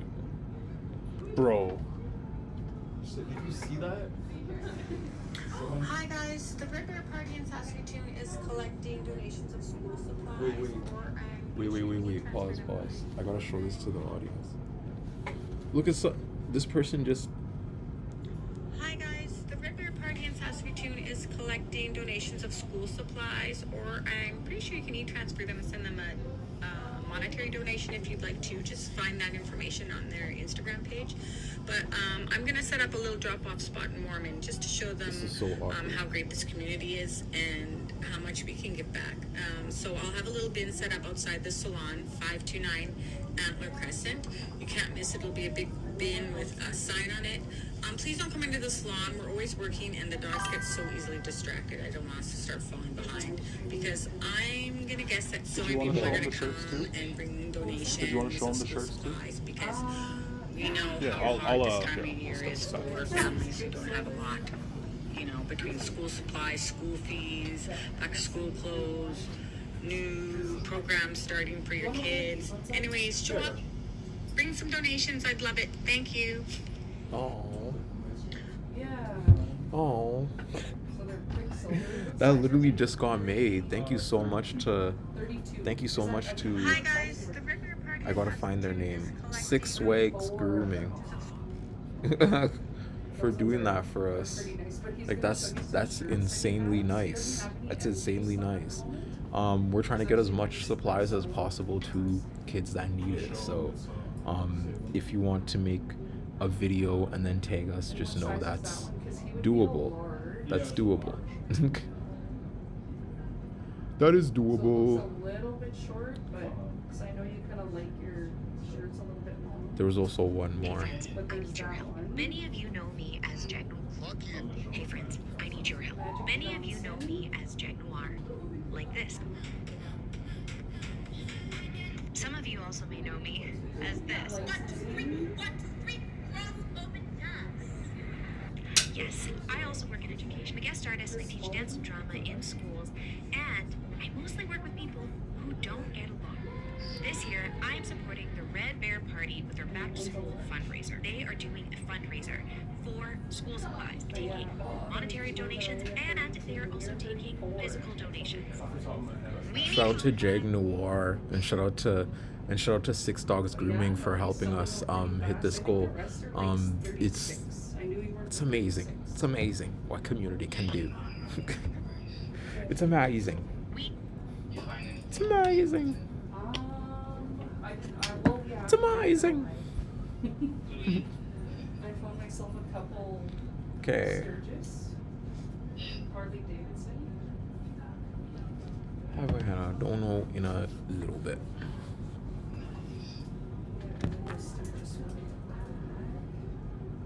I'm so tired. Are we going till 6? I think I'm out here at 5:30.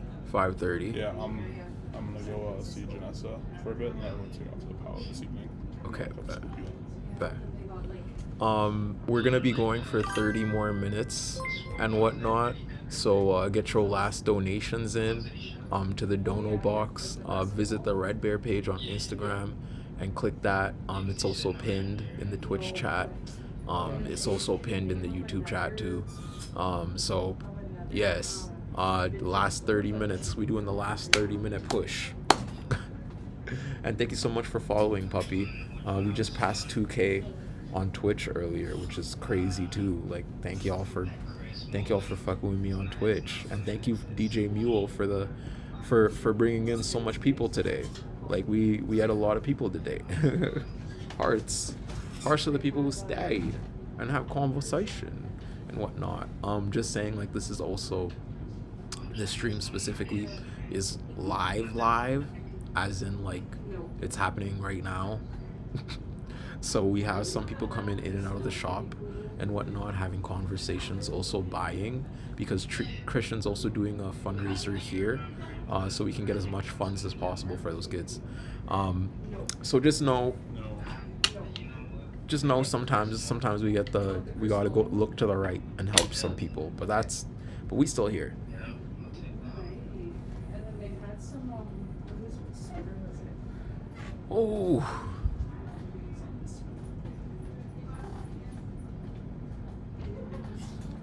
I remember when I wanted, I prayed harder, they hooked on the phonics. I was looking and I was like, ooh.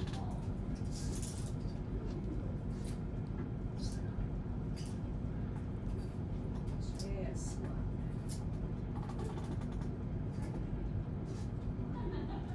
That was a sweater, but maybe it was a shirt.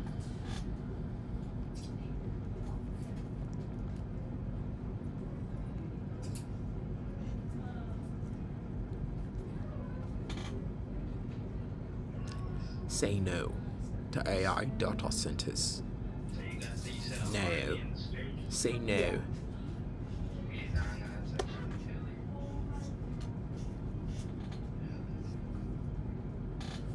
Protect the wall. Oh, this one. Say no. That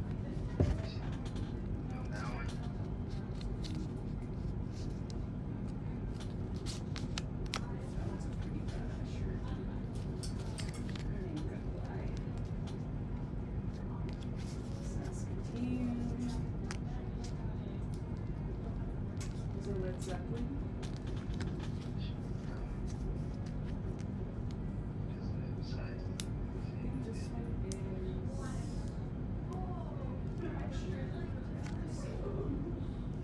I think this one is. Oh, it's a medium. Ooh. These are high quality stickers. Medium? It's a medium. Oh, so much you get the full view. Hard Rock, Mexico. Yeah. I flipped it upside down by accident.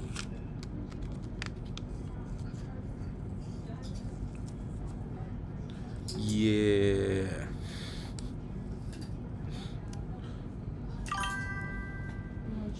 I've got to go to work now, but have a good rest of the stream. I hope you have a good work day.